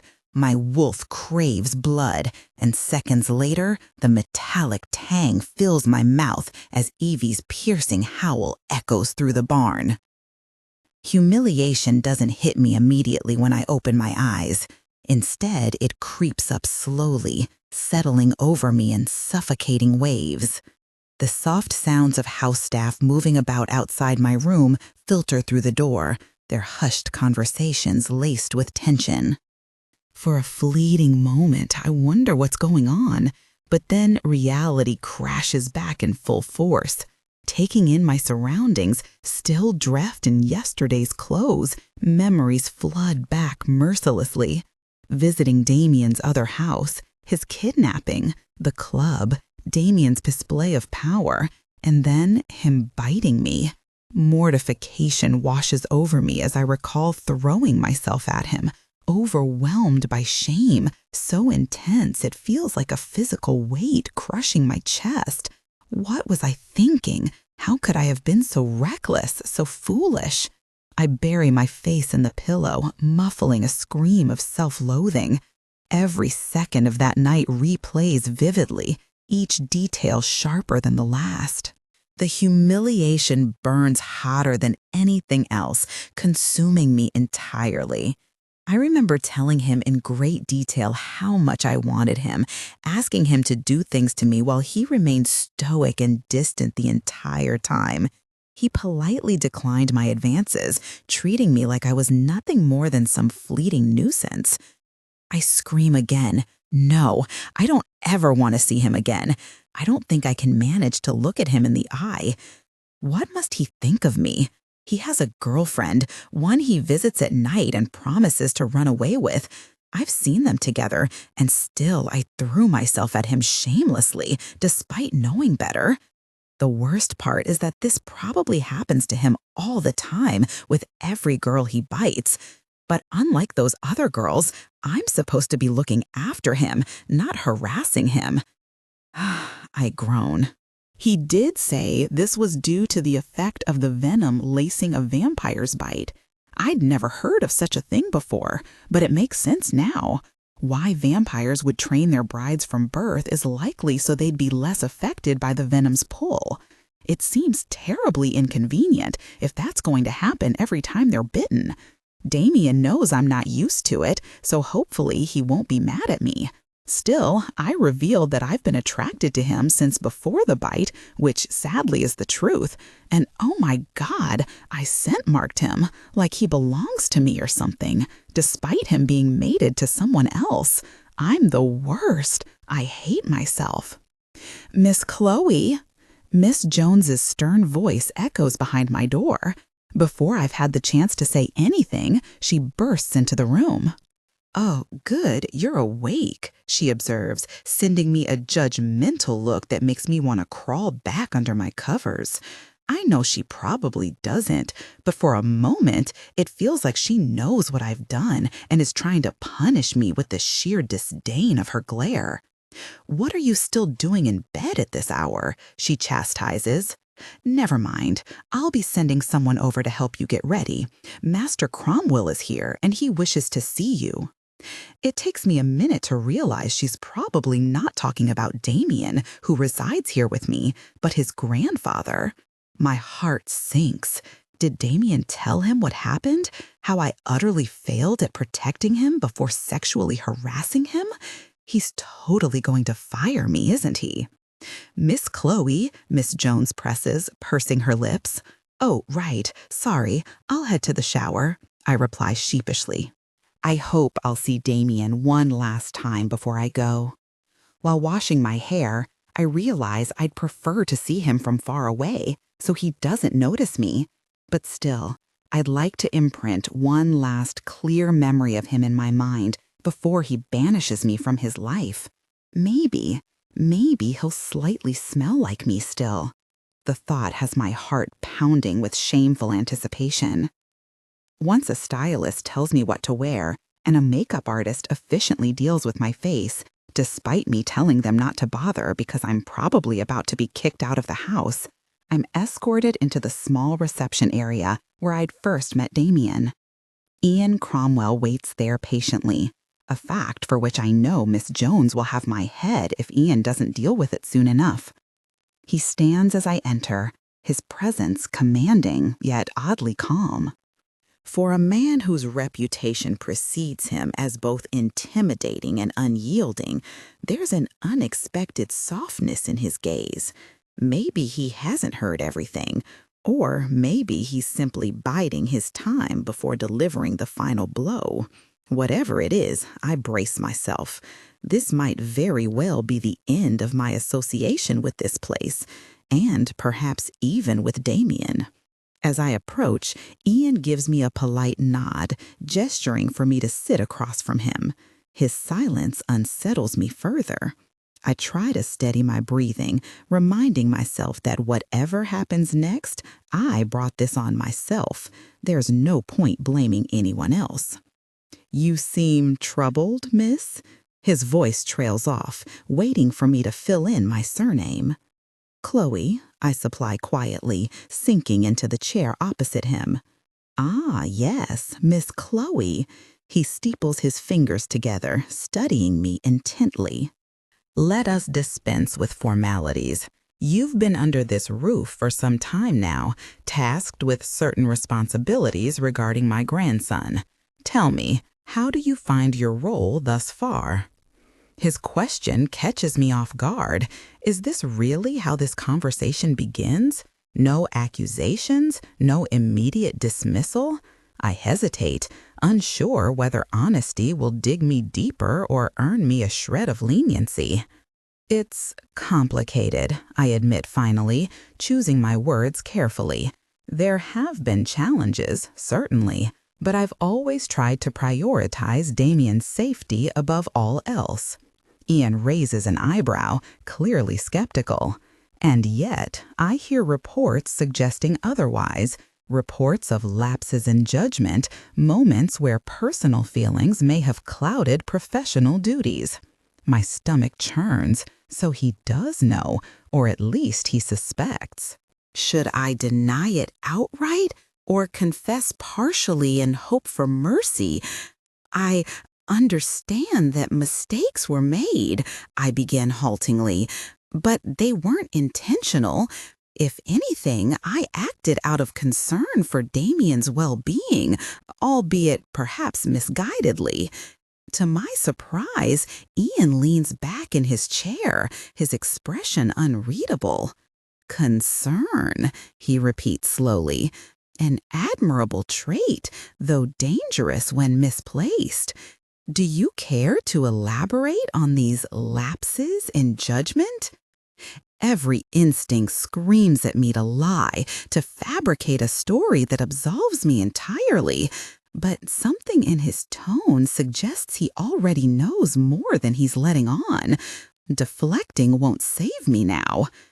There was an incident recently, I confess, forcing myself to meet his gaze. One involving a misunderstanding between Damian and myself. Emotions ran high, and I allowed them to influence my actions. It won't happen again. For a long moment, Ian says nothing, merely observing me with piercing eyes that seem to strip away every layer of pretense. Finally, he exhales sharply through his nose. "Miss Chloe," he says, leaning forward slightly, "you strike me as someone who takes her obligations seriously. However, loyalty without discipline is meaningless. If you wish to remain in this household and continue serving as Damian's guardian, you must demonstrate greater control, not just over your actions, but over your emotions as well." The weight of his words settles heavily upon me. This isn't outright rejection, but neither is it forgiveness. It's a test, a chance to prove myself, however slim. "I understand," I murmur, resolve hardening within me. "Thank you for giving me another opportunity. I won't disappoint you." Ian inclines his head slightly, signaling the end of our discussion. As I rise to leave, he adds one final remark. "Remember, Miss Chloe, trust is earned, not given freely. Prove yourself worthy of it, and we shall speak again soon." With that, I exit the room, my mind racing. This reprieve comes with conditions, and failure isn't an option. Somehow, I need to regain Damian's trust, and everyone else's, without losing myself in the process. I gulp as I take in his regal form, standing by the window. Slowly, I push the door open. "Sir," I begin nervously, ready to apologize for disappointing him. Before I can continue, Cromwell turns around to face me, his mouth stretching into a wide, pleased smile. "There she is, the lady of the hour," he exclaims with even more enthusiasm than usual. I freeze, unsure how to respond. Luckily, Cromwell doesn't keep me guessing for long. Placing his hands on my shoulders, he beams at me. I believe congratulations are in order. Damian had told him what happened last night. A memory flashes in my mind, me kissing his grandson's neck against my will, and I feel my cheeks redden in response. "He did?" I squeak. "Yes, how you managed to track him down, extract him from the club he'd been taken to, and even kindly give him some of your blood to help him recover from the toxin he'd been administered. It's extraordinary." Cromwell gives me a warm, genuine smile. "I can't thank you enough, my dear. Not only did you protect Damian effectively, but you also figured out who was behind these attacks." "Marco Rossi," I murmur, frowning. Cromwell nods. "Damian mentioned you ran into him." The club owner's face looms in my mind. He acted like he couldn't see Damian when I pointed him out. Was he really the one behind the kidnapping? But then why lead me straight to Damian? Unless he was hoping his men would stop me from getting to him and get rid of me more effectively in the process. It seems far-fetched.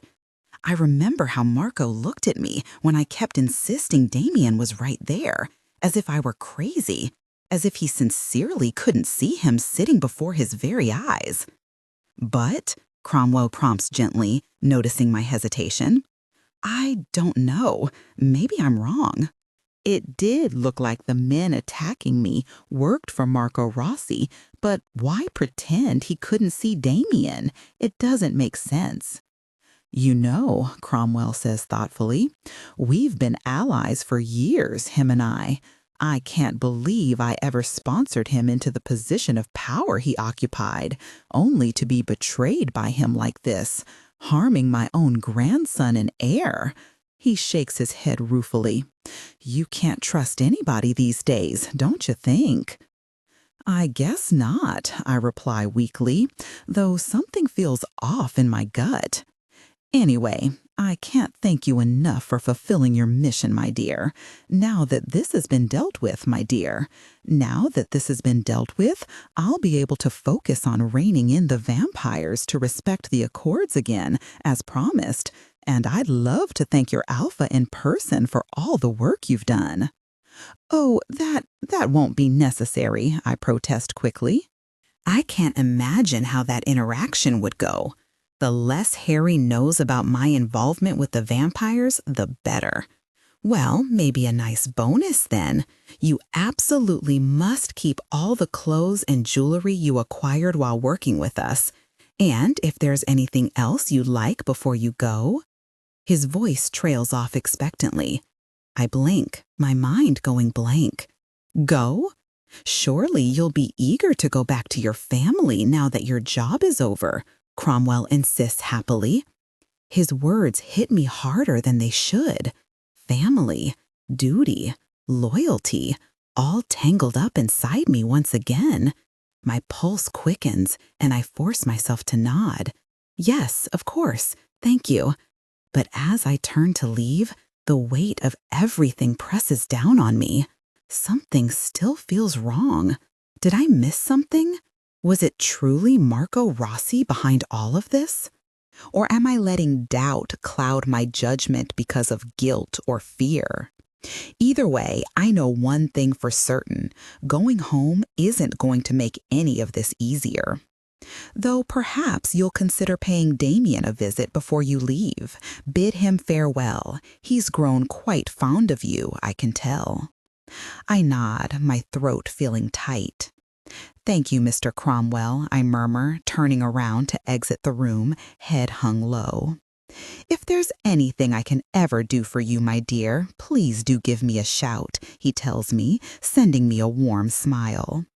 But I don't pay much attention to it as I head back toward my room at a painfully slow pace.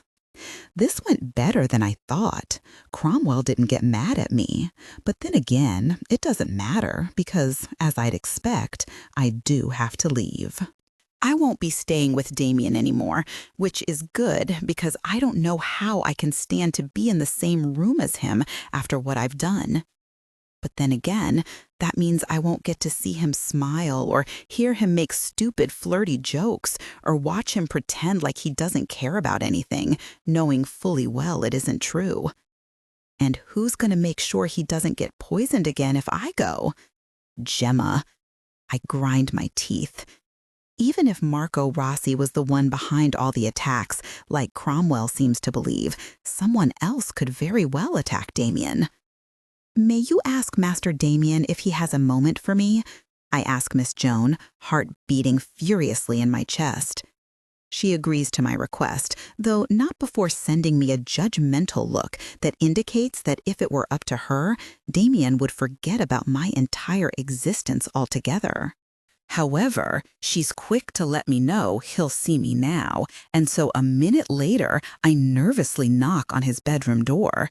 These swirling thoughts dampen my humiliation at the prospect of seeing him again, but that quickly evaporates when I'm faced with his impenetrable blue gaze upon entering. He's lounging in a chair, a book in hand, looking as nonchalant as ever. I can't believe I was kissing this man not even 24 hours before. Did I imagine the entire thing? Someone this beautiful can't actually be kissing me back, right? Then again, he did pull away. So, Chloe, Damian says, impassive. Oh, yes, well, I've come to say goodbye, I blurt out, hoping the wavering in my voice isn't too audible. Goodbye? Damian repeats, though he doesn't let anything else show. No curiosity, no disappointment. Yes, your grandfather seems to think your life is no longer in danger, and so I bite my lip, lowering my gaze. There's no need for me to stay here since you're safe. You don't need me anymore, right? I add, heart beating furiously when Damian doesn't reply immediately. I bravely raise my eyes toward him, hoping for some sort of sign that maybe, just maybe, he's sorry about seeing me go. Right, he says, nodding slowly instead. Well, thank you then for your services. The worst part is, he isn't even saying this unkindly. He's not trying to be mean, I can tell. I know how it feels when someone is being mean. Damian is simply being indifferent, as he should, since I'm only an employee. My pleasure, I reply, blushing furiously at my own words. Why did I say the word pleasure in front of him? Oh my God. Goodbye, I squeak, practically fleeing the room before he can say anything else. I don't stop running until I reach my own quarters, where I collapse onto the bed, tears already streaming down my face. What did I expect? That he'd beg me to stay? That he'd confess some hidden affection for me? I'm such a fool. Damian doesn't care about me. He never did. I was just a job to him, a temporary distraction while danger loomed over his head. Now that it's gone, so am I. But why does it hurt so much? Why does it feel like my chest is being crushed under the weight of his indifference? I knew this was coming. I prepared myself for it. Yet here I am, crying like a child over someone who couldn't care less. I take a deep breath, wiping my tears away. There's no time for this. I need to pack and leave before anyone sees me like this. Before Damian decides he wants to check on me or, God forbid, say something that might shatter whatever remains of my composure. As I gather my belongings, memories flood my mind. The way Damian smirked whenever I made a sarcastic comment. The way his eyes softened when he thought no one was watching. The way his lips felt against mine, even if it was fleeting. It's all useless now. None of it matters. A knock on the door startles me, and I freeze, heart pounding. Who is it? I call out, voice trembling. It's Emma, comes the reply, gentle and concerned. Emma. Of course it's Emma. She always knows when something's wrong. Reluctantly, I open the door, forcing a weak smile. Hey, I say, trying to sound casual. Hey yourself, she says, stepping inside without waiting for an invitation. Her sharp eyes scan the room, taking in the half-packed suitcase on my bed. You're leaving, she states flatly. Yeah, I confirm, avoiding her gaze. Why? She asks, crossing her arms. Because I'm no longer needed here, I reply, shrugging as if it doesn't bother me. That's bullshit, and you know it, Emma snaps, her tone softening slightly when she sees the pain in my eyes. Chloe, talk to me. What happened? Nothing happened, I insist, though my voice cracks. Damian's safe now. My job is done. That's all there is to it. Emma sighs, sitting down on the edge of my bed. You're lying. I can see it all over your face. Did something happen between you two? No, I lie, looking away. Chloe, Emma says firmly, grabbing my hand, you can't keep doing this to yourself. You can't keep bottling everything up and pretending like it doesn't affect you. Whatever happened with Damian, you need to deal with it. You deserve better than this. I laugh bitterly, pulling my hand away. Better than what, Emma? Better than being used and discarded? Better than falling for someone who doesn't care about me? Because that's all I seem to be good at. You're not being used, Emma insists, and you're not worthless. You're one of the strongest people I know. Don't let Damian or anyone else make you think otherwise. Her words hit me harder than I expected, and I find myself choking back another wave of tears. It's not just Damian, I admit quietly. It's everything. Nate, the pack, my visions. I feel like I'm drowning, Emma. Like, no matter what I do, I can't escape this cycle of guilt and failure. Emma pulls me into a tight hug, holding me as I finally break down completely. You're not alone in this, she whispers. You have me. You have Harry. We'll figure it out together, okay? I nod, clinging to her like a lifeline. For the first time in what feels like forever, I allow myself to believe that maybe, just maybe, things will get better. Running back into my room, I sink to the floor and bury my face in my hands. This is it. Time to go home, back to the inescapable situation I left behind, hoping for a brief escape, but finding it still waiting for me now that this reprieve is over. The worst part is, I can't even bring myself to care about that right now. All I can think about is that I'll never see Damian again, and I don't understand why it upsets me so much. My eyes fall on the copy of The Time Traveler's Wife Damian lent me a week ago. Surely I should return it before I leave. It belongs to him after all. But maybe I could ask if he'd mind letting me keep it for now and return it later. That way I'd have an excuse to see him one last time before I die. Wouldn't that be enough? I mean, I'd be lucky just to be in his presence again. I grab the book and open my bedroom door, ready to head back to Damian, but I freeze in my tracks when I almost run straight into him standing outside my room, his fist raised as though he'd been about to knock. "Oh," I say dumbly as our eyes meet. "You're here." I'm painfully aware that I've been crying, yet I hurriedly dry my tears, as if that will somehow prevent Damian from noticing them. "Yes," he says, scratching his throat. "It occurred to me that, as I've mentioned, there are tons of people out there who still want to kill me." "Surely tons," I reply, stepping back to let Damian into my room. "At least," he declares seriously, closing the door behind him, "I'm actually quite insufferable when you think about it. Who wouldn't want me dead?" His eyes search my expression as intently as mine search his. "Right," I tell him with a small nod. "That can't be good." Damian steps closer, close enough that I can feel the rise and fall of his chest against my own. "Definitely not," he says, his gaze lowering toward my lips. "I'd feel much better if someone could ensure my well-being, someone with experience." "I have experience," I reply stupidly, angling my head toward him. Damian's hands clasp against my lower back, reeling me in until our heads are bent together, so close that I can feel his exhale on my lips. "My thoughts exactly," he murmurs, closing the gap. His lips claim mine, and everything else fades away. 2 weeks ago, a couple of days before Vivian and I rescued the witch, I applied a heavy dose of perfume to my neck, hoping it would be enough to mask Nate's scent.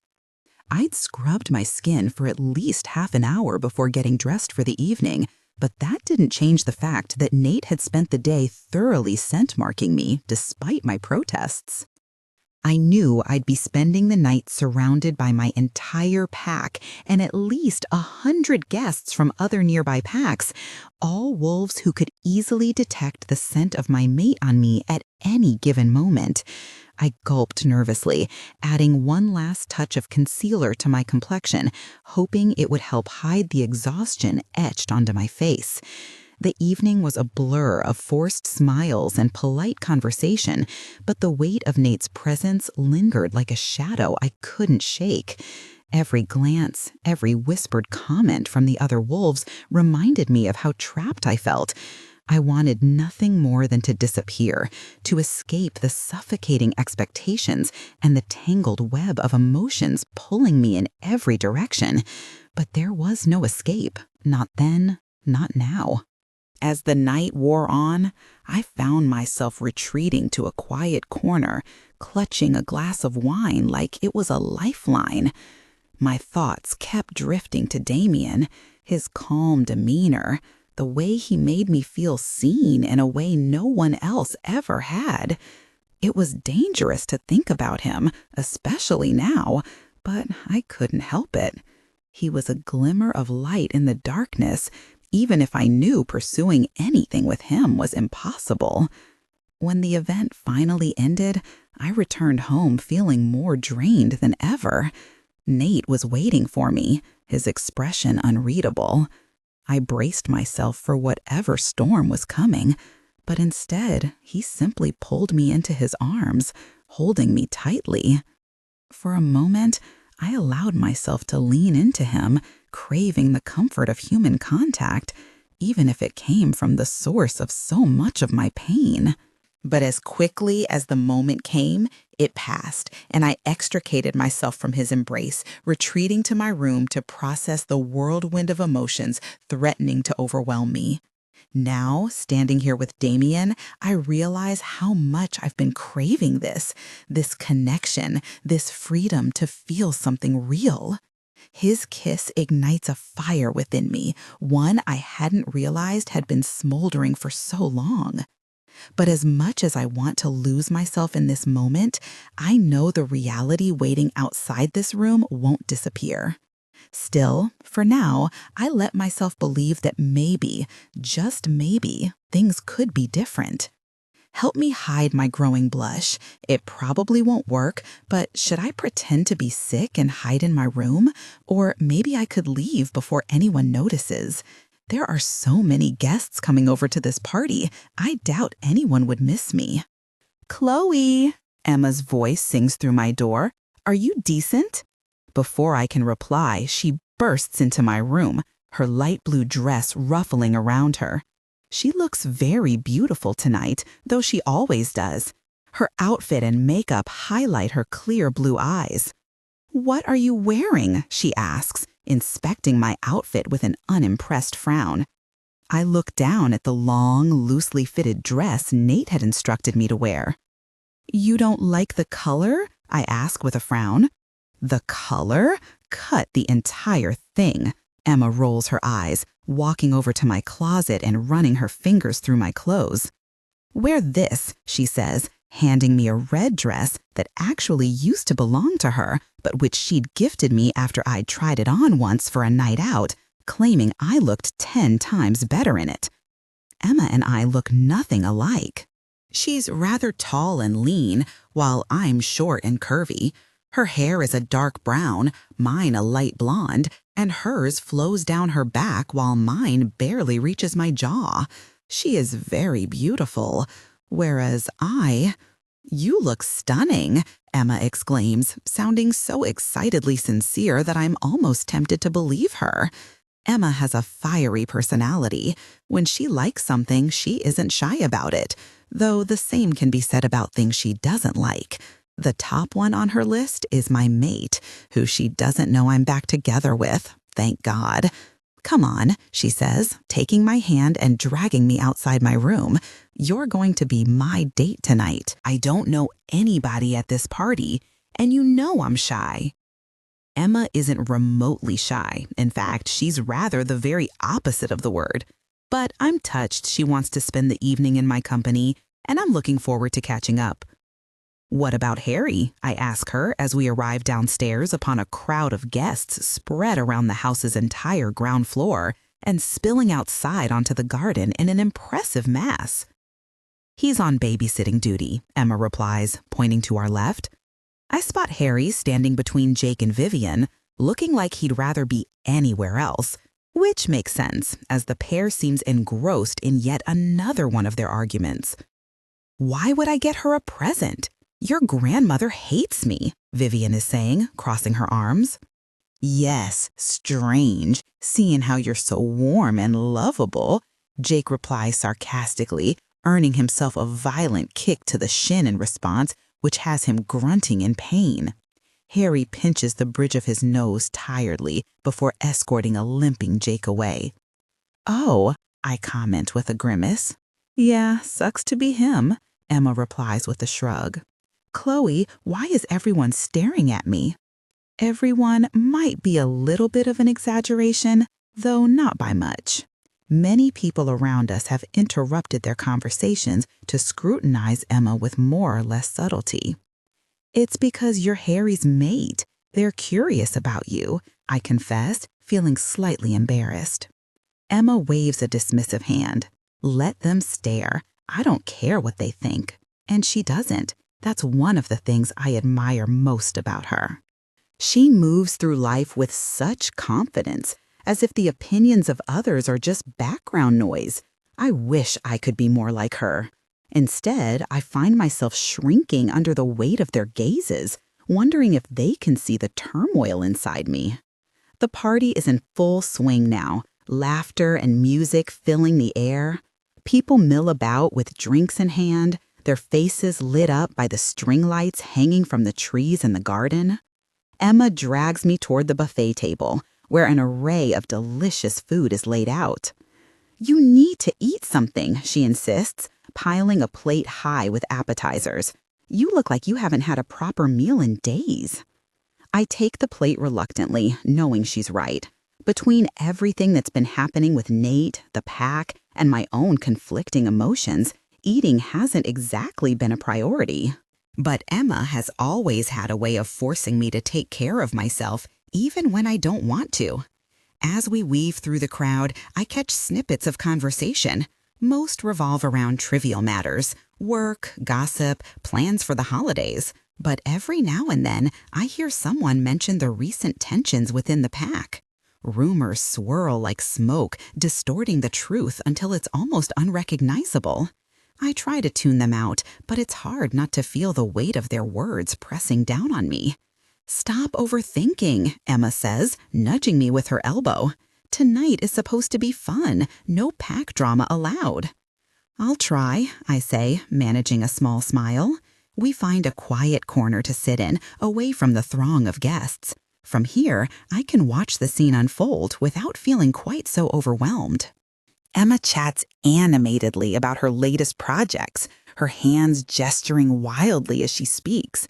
I listen half-heartedly, nodding and laughing in all the right places. But my mind keeps drifting back to Nate. I hate how he still has this hold over me, even after everything. Every decision I make feels like it's shadowed by his presence, his expectations. And yet, I can't bring myself to cut him out completely. Part of me clings to the hope that things can go back to how they were before everything got so complicated. But deep down, I know that's impossible. Too much has changed.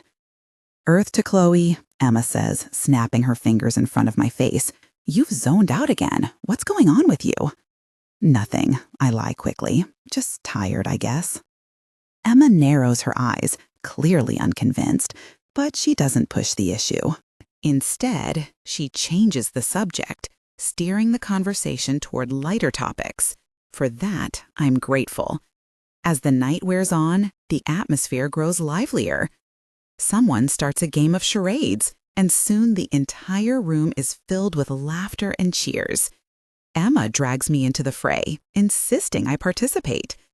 At first, I resist, feeling self-conscious, but her enthusiasm is infectious, and eventually, I give in.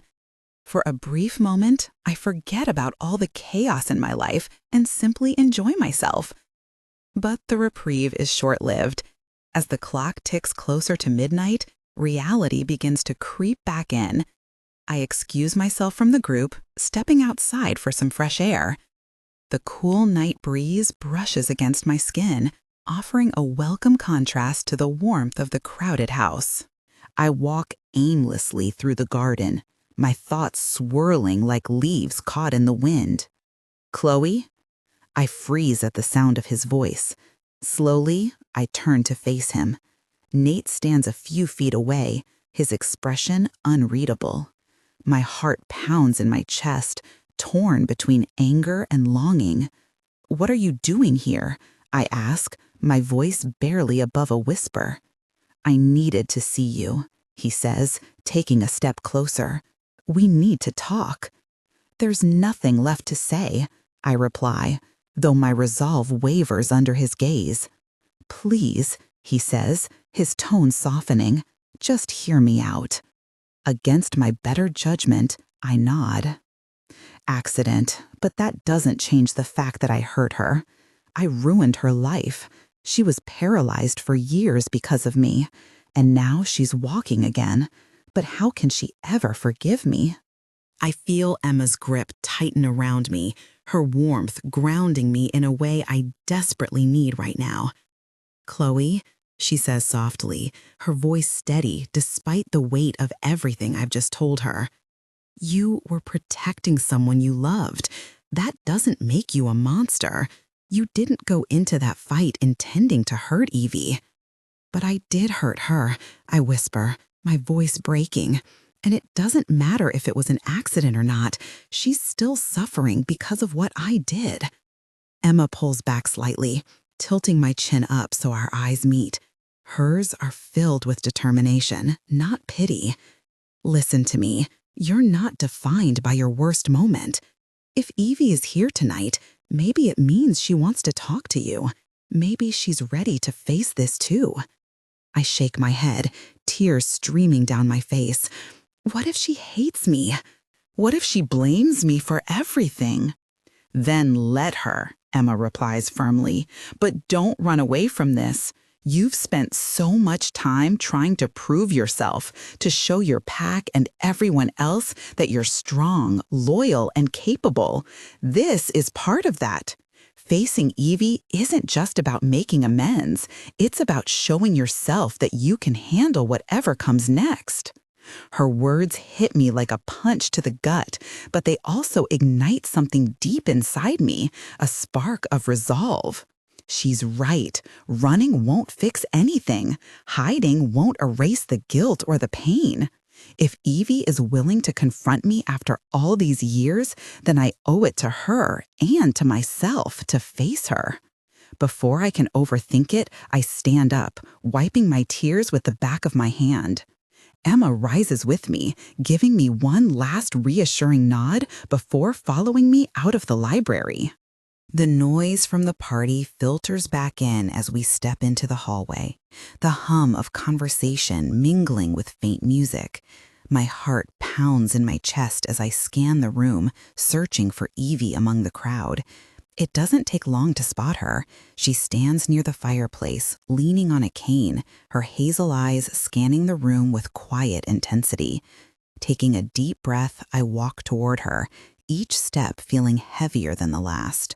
Emma stays close behind me, her presence a silent anchor keeping me grounded. When Evie notices me approaching, her expression shifts. Her brows furrow slightly, and her lips press into a thin line. For a moment, neither of us speaks. We simply stare at each other, the air between us thick with unspoken words and shared history. Finally, Evie breaks the silence. "Chloe," she says, her voice calm but tinged with something unreadable. "It's been a long time." "Evie," I reply, my voice trembling despite my best efforts to steady it. I didn't know you'd be here tonight." She shrugs lightly, shifting her weight off her cane. "Neither did I, honestly. But when Harry invited me, I figured it was time to stop avoiding things." Her gaze softens slightly, though there's still a guarded edge to it. "Including you." Her words catch me off guard, and for a moment I'm at a loss for what to say.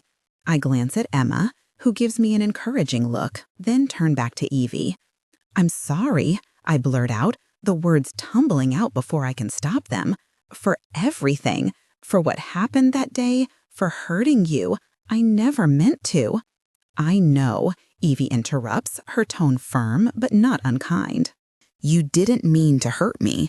I've known that for a long time. But knowing something and accepting it are two different things." Her honesty cuts through me like a knife, but I force myself to hold her gaze. "I understand if you'll never forgive me. I needed to tell you that I'm sorry. And I want you to know that I've tried to be better since then, to control myself, to think before I act, to protect the people I care about without causing harm." Evie studies me for a moment, her hazel eyes searching mine, as if looking for some hidden truth beneath my words. Then, slowly, she nods. "I believe you," she says quietly, "and I appreciate that you're apologizing. But forgiveness, that's not something I can give lightly. Not yet." Her response stings, but I nod anyway, accepting it. "I wouldn't expect you to forgive me." Not after what I've done, but if there's anything I can do, if there's any way I can make things right, I'll do it, whatever it takes. Evie sighs, leaning more heavily on her cane, as if the weight of the conversation is physically exhausting her. Right now, all I want is for us to start being honest with each other. No more running, no more avoidance. If we're going to move forward, we have to acknowledge what happened, not just the pain, but the reasons behind it. Her words strike a chord within me, resonating deeply with the internal battles I've been fighting for years. She's right. Avoidance has only made things worse. If I truly want to change, to heal, I need to confront the past head-on, not just with Evie, but with everyone else I've wronged along the way. "I agree," I say finally, my voice steadier now. "We'll take it one step at a time, together." Evie offers me a small, tentative smile, and for the first time in years, I feel a glimmer of hope. It's fragile, delicate, but it's there, a reminder that even the most broken relationships can begin to mend if both parties are willing to try. As the night wears on, I find myself returning to the party, this time with Evie by my side. The whispers and stares haven't disappeared. They likely never will, but they feel less suffocating now, overshadowed by the sense of purpose burning within me. Emma stays close, occasionally squeezing my hand in silent support, while Harry nods approvingly from across the room. For the first time in a long time, I feel like I'm exactly where I'm supposed to be. Not because I've fixed everything, but because I'm finally facing the challenges ahead instead of running from them. Feels so natural, so right. Like this is where I'm supposed to be. But as the haze of passion clears and reality creeps back in, the weight of what we're doing settles heavily on my chest. Every stolen moment feels like a betrayal. Not just of the rules that bind us, but of myself, of who I want to be. Damian doesn't know the truth about me, and every time he looks at me with those piercing eyes full of trust and affection, it cuts deeper than any blade. He thinks I'm human, fragile, and breakable, when in reality I could rip through steel if I let myself go. The lies pile up between us, suffocating me even as I cling to him tighter. I tell myself it's for his protection, that knowing the truth would only put him in danger. But deep down, I know it's also because I'm afraid of how he'll look at me once he knows what I really am. The venom coursing through my veins has changed things, though. It's made me stronger, sharper, more resilient. My shifter abilities have adapted to it in ways I never imagined possible, making each bite less overwhelming, allowing me to stay lucid longer. Damian notices these changes too. He comments on how quickly I recover from injuries, or how unnaturally fast my reflexes are during our sparring sessions. I brush it off with nervous laughter, blaming adrenaline or good genes. But I can see the suspicion flickering in his gaze.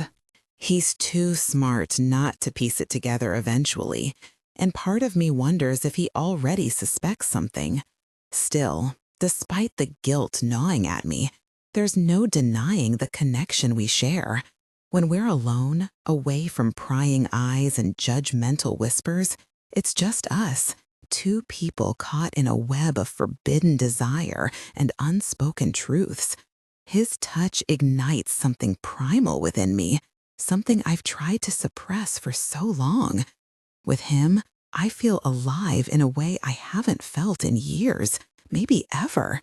For once, I'm not burdened by the crushing weight of responsibility or the fear of being found wanting.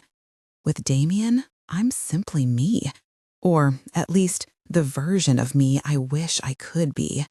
But daylight always comes, bringing with it the harsh reminders of everything we can't have. During the day, we play our roles perfectly, the dutiful boss and his loyal assistant. We exchange polite smiles and professional pleasantries, careful to keep anyone from suspecting the fire burning beneath the surface.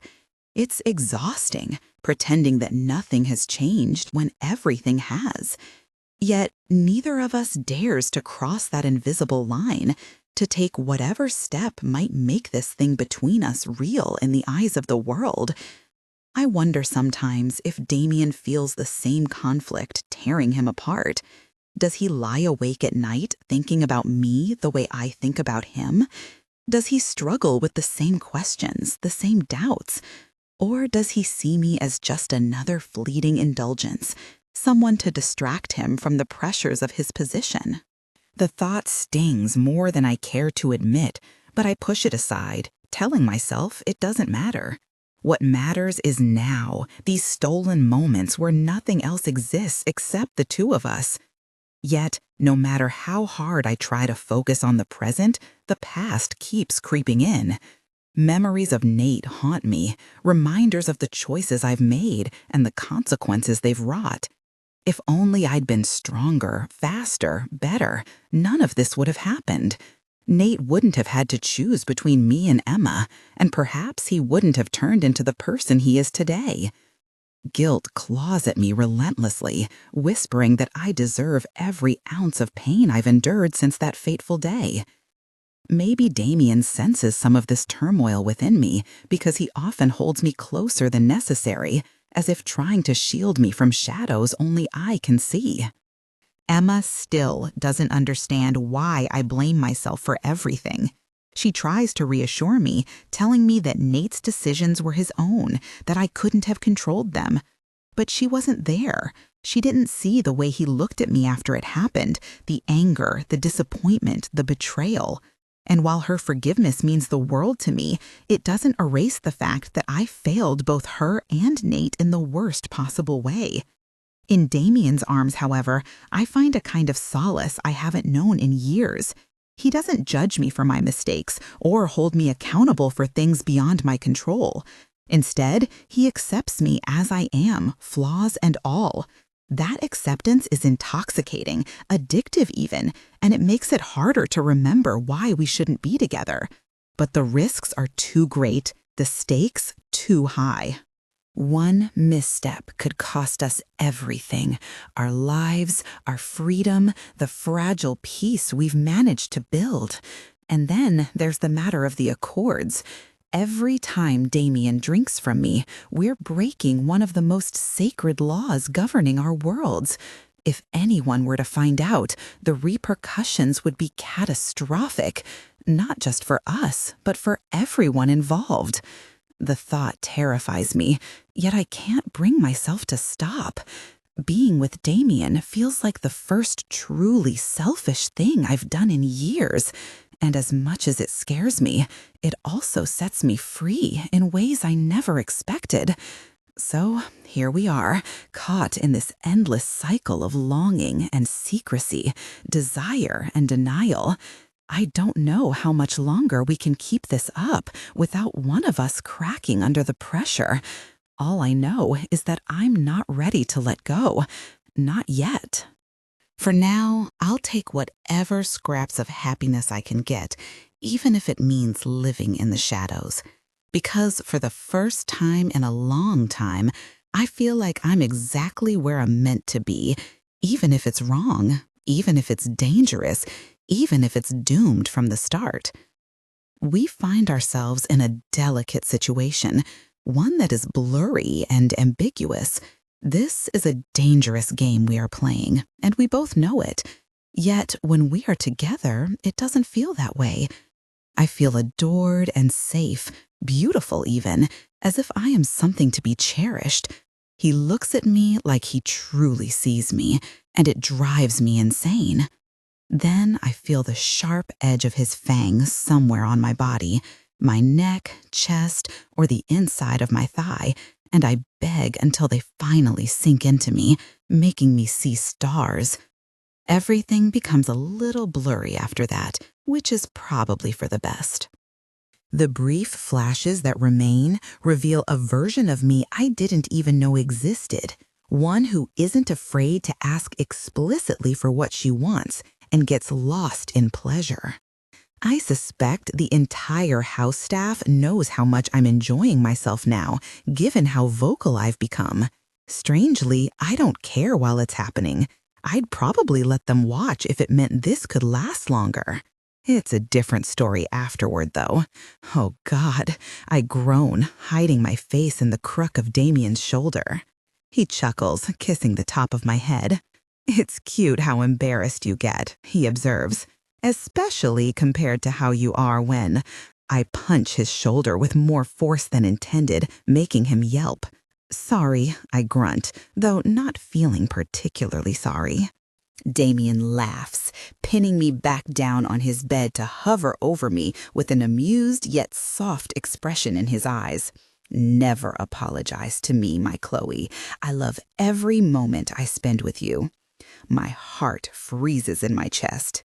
His expression is serious now, though still just as soft and adoring as before. This is one of those moments where I should weigh my next words carefully. Unfortunately, my thoughts tumble out of my mouth unbidden. "Who was that girl you visited the night you were kidnapped?" I ask, my heart beating violently against my rib cage. I want to know just as much as I fear the answer. Damian's eyes widen, and then his features transform into a horrified expression that makes me wish I had kept quiet. "Why are you asking about her now?" he groans, getting off me to bury his face in his hands. "Why, Chloe? We were having a moment." "I don't want to think about her." "Well, excuse me for thinking about your girlfriend while we're together, naked," I snap. "It's kind of hard not to when you say things like, 'She's my sister.'" Damian groans, his mouth twisted in a pout. "I don't want to think about my little sister when I'm with you and in a bed, naked." My jaw drops. His sister? He has a sister? Since when? Wait, does that mean he doesn't have a girlfriend? Why hasn't he mentioned her before? What does this mean? "Were you jealous?" Damian asks, raising an amused eyebrow. I feel blood rushing to my cheeks. I was just wondering," I blurt, trying to save face. But then my eyes meet Damian's twinkling ones, and something blooms within my heart, too big to contain. "I was kind of jealous, I guess," I mumble, averting my gaze. His laughter fills the air, a gleeful and delighted sound that makes me roll my eyes. "I knew it," he exclaims, his joy evident. "You're so into me." My cheeks burn even brighter as I turn away, but Damian leans closer, his amusement lingering in his expression. "Chloe, don't be embarrassed," he teases, his voice laced with mirth. His proximity is intoxicating, yet I pout, turning my face to avoid his kiss. Damian chuckles softly, his breath warm against my neck before he gently cups my face in his hands. His expression shifts, becoming more serious. "You have nothing to be jealous about, my Chloe," he murmurs. "I love you. There's no one else but you." My heart skips a beat at his words. Can he really mean it? The thought sends a rush of conflicting emotions through me. Joy and love mingled with fear and guilt. If what he says is true, then everything changes. It was hard enough keeping the truth from him before, but now? How will he react when he learns I'm a wolf, and worse, a mated one? The thought of losing him crushes me. He loves me. What am I supposed to do? "You don't have to say it back," Damian reassures me, brushing his lips lightly over the tip of my nose. It's an achingly sweet gesture, one that tugs at my heartstrings. "I can wait," he adds, though his next words catch me off guard. Though I should probably tell you something important. Given how much of your blood I've been drinking lately, we can't continue like this without you officially becoming my bride." My mind races. Bride? The term echoes in my head, and Damian grins at me as if expecting confusion. "They've been teaching you how this works, right?" he asks casually, though his tone carries an undercurrent of gravity. "If I keep drinking from you for too long, we'll form a blood bond. That means I won't be able to feed on anyone else, not until the day you die. And you, well, you'd become tied to me completely. My survival would depend entirely on you." He delivers this revelation lightly, almost flippantly, but his eyes are intense, searching mine for a reaction. It's a monumental commitment, one neither of us anticipated or prepared for. Unlike most brides who willingly bind themselves to vampires, I'm not bound by choice. Or am I? "You don't have to say yes," he continues, his confidence wavering slightly. For the first time, uncertainty flickers across his features, making him seem vulnerable. He looks defeated, as though he already expects rejection. Seeing him like this stirs something deep within me, a warmth that feels overwhelming and devastating all at once. Tears threaten to spill as I struggle to find my voice. "Damon," I choke out, my throat tight. The look of disappointment on his face cuts deeper than any blade could. "It's not that I don't want to," I whispered desperately, trying to explain. "But how can I? How can I let him commit to me when he doesn't know the truth? When I can't tell him about my wolf, my pack, or my mate? Ian Cromwell's compulsion binds me, silencing the secrets I need to share." "It's not that," I plead, reaching for him. "You don't understand. I have to speak with Ian Cromwell. I need to convince him to lift his compulsion so I can—" My words falter, trailing off into silence. Damian watches me, his brow furrowed, clearly struggling to piece together what I'm trying to say. The weight of the situation presses down on me, suffocating and relentless. I love him. I truly do. But how can I give myself to him when the truth remains locked away, buried beneath layers of manipulation and deceit? The room feels smaller now, the air thick with unspoken truths and impossible choices. Damian waits patiently, his gaze steady despite the turmoil swirling between us. I know he deserves better, an honest answer, clarity, freedom, but those things feel impossibly out of reach. All I can do is cling to hope. Hope that Ian Cromwell will listen. Hope that I can break free of his hold. Hope that somehow, someday, I'll find a way to reconcile the life I lead with the love I feel for Damian. Until then, every word feels like a betrayal, every moment a step closer to heartbreak. Damon catches my wrist. "It's okay," he says softly. "I do understand." "No, you don't," I protest, shaking my head because he really doesn't. "My grandfather, there are things I can't tell you." Damon furrows his brows, his gaze assessing. "Wait," he says slowly. "Is this about you being a werewolf?" I'm stunned, speechless. He didn't just say that, right? He doesn't know? How could he? "You knew," I squeak, disbelief lacing my words as I take in Damon's relieved expression. "But how?" He rolls his eyes at me. "Chloe, there were 2 werewolves following you the other day. One is constantly hanging out in my backyard, and you beat up at least 10 vampires with your bare hands just recently. And if that wasn't enough, you don't pass out when I bite you. Of course you're a werewolf." I'm gaping, perfectly stunned. He's known this entire time? Why didn't he say anything? "You never mentioned it, so I thought it was something you weren't comfortable talking about," Damon says with a laugh. He looks relieved and happy again as he takes my hand in his, kissing it softly. "Were you afraid of telling me? Is that why you broke my heart and said you couldn't be my bride?" he asks, his gaze warm and full of love. I don't know what to say. I shake my head in disbelief. Relief and dangerous, delirious joy are slowly taking over my thoughts, and I'm afraid of where this might lead me. Your heart, I whisper, wondering how this man's heart could ever get broken by the likes of me. It's yours, Chloe, Damon replies, pulling me toward him. If you'll have it. Our lips meet in a kiss unlike any we've ever shared before, filled with tenderness and longing that does nothing to slow my tears. Later, Damon holds me in his arms. We'll still need to ask for my grandfather's permission, he tells me, but don't worry, I'm sure he's going to love the idea. The next morning, Ian Cromwell's voice booms from across the next room, furious as I've ever heard it. I forbid it. You hear me? It's out of the question. I wince from the sitting area I've been told to wait in while Damon meets with his grandfather to ask for his official permission for me to become his bride.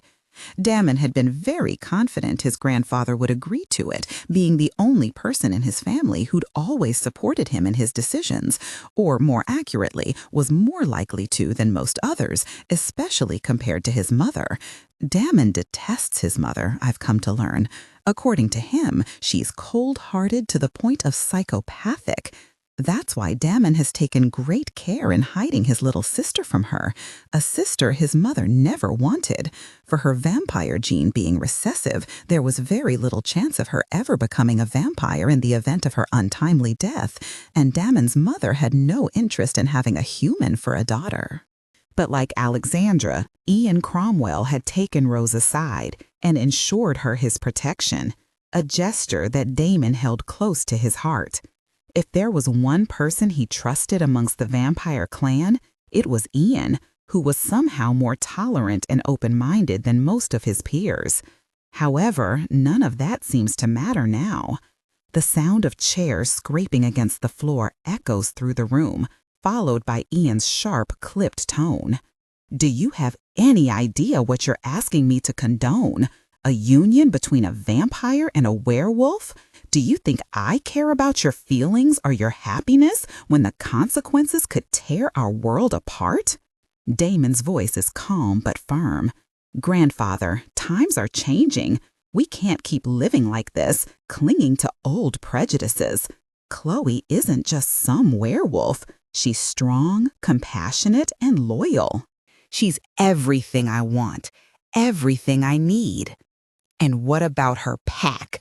Ian snaps. Do you think they'll simply accept this without question? Have you forgotten what happened the last time someone tried to bridge the divide between our kinds? I'm not asking them for their blessing, Damon replies evenly. I'm asking for yours. This isn't about politics or alliances. It's about us, about love. There's a long silence, heavy with tension. When Ian finally speaks again, his voice is quieter, but no less resolute. If you go through with this, you'll lose more than just your standing within the clan. You'll lose your safety, your future. Are you prepared for that? Yes, Damon says without hesitation. Another pause. Then Ian exhales sharply. Very well, but don't expect me to shield you from the fallout. This is your choice, Damon. Live with it. The door swings open and Damon steps out, his expression unreadable. He sees me waiting and offers a small, reassuring smile. Well, I ask hesitantly. He agreed, Damon says, though his tone suggests the victory feels hollow. But he made it clear he won't interfere if things go south. I nod, trying to process everything. Despite the uncertainty looming ahead, I feel a flicker of hope. For the first time, I allow myself to believe that maybe, just maybe, we can make this work. As Damon pulls me into his arms, I lean into him, letting the warmth of his embrace chase away the lingering doubts. Whatever lies ahead, we'll face it together. Even for the man who brokered the accords and established peace between vampires and other species, A union between a vampire and a werewolf was proving too challenging to accept. "Get Chloe," I heard him tell Damon, while the young man fervently argued his case.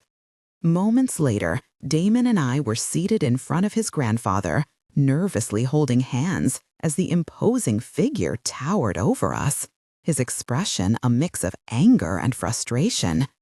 "This needs to end," he declared, pointing an accusing finger at Damon. "You two have no idea what you're getting yourselves into." Damon shifted uncomfortably beside me, but Ian silenced him with a sharp glare. "A blood bond between a vampire and a werewolf is simply unfeasible," Ian said with a weary sigh. His face reflected conflict, not necessarily rethinking his stance, but regretting the necessity of it. "This is the entire reason behind the Accords," he explained, as Damon and I exchanged confused glances. "What do you mean?" Damon asked. "I thought the Accords were meant to maintain peace between us." Ian clenched his jaw tightly. "They are, but not for the reasons you think." He rubbed a tired hand over his face. "What I am about to tell you violates the Accords themselves. You were never supposed to know.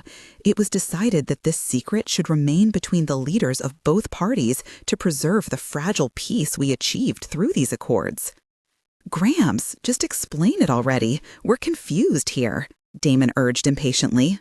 "Only a vampire king should possess this knowledge, so most vampires you know aren't aware of it," Ian replied.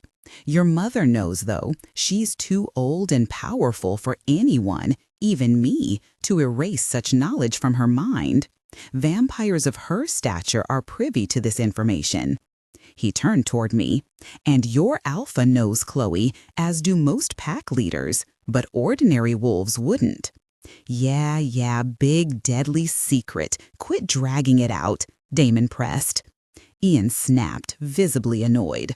"Werewolf blood has healing properties. Should a vampire form a blood bond with one, relying solely on werewolf blood to survive, that would—" He winced as if the very thought repulsed him. "That would render the vampire mortal." He paused, clenching his jaw before continuing. "Essentially, the blood would heal the vampire back to life, and they would age alongside the wolf."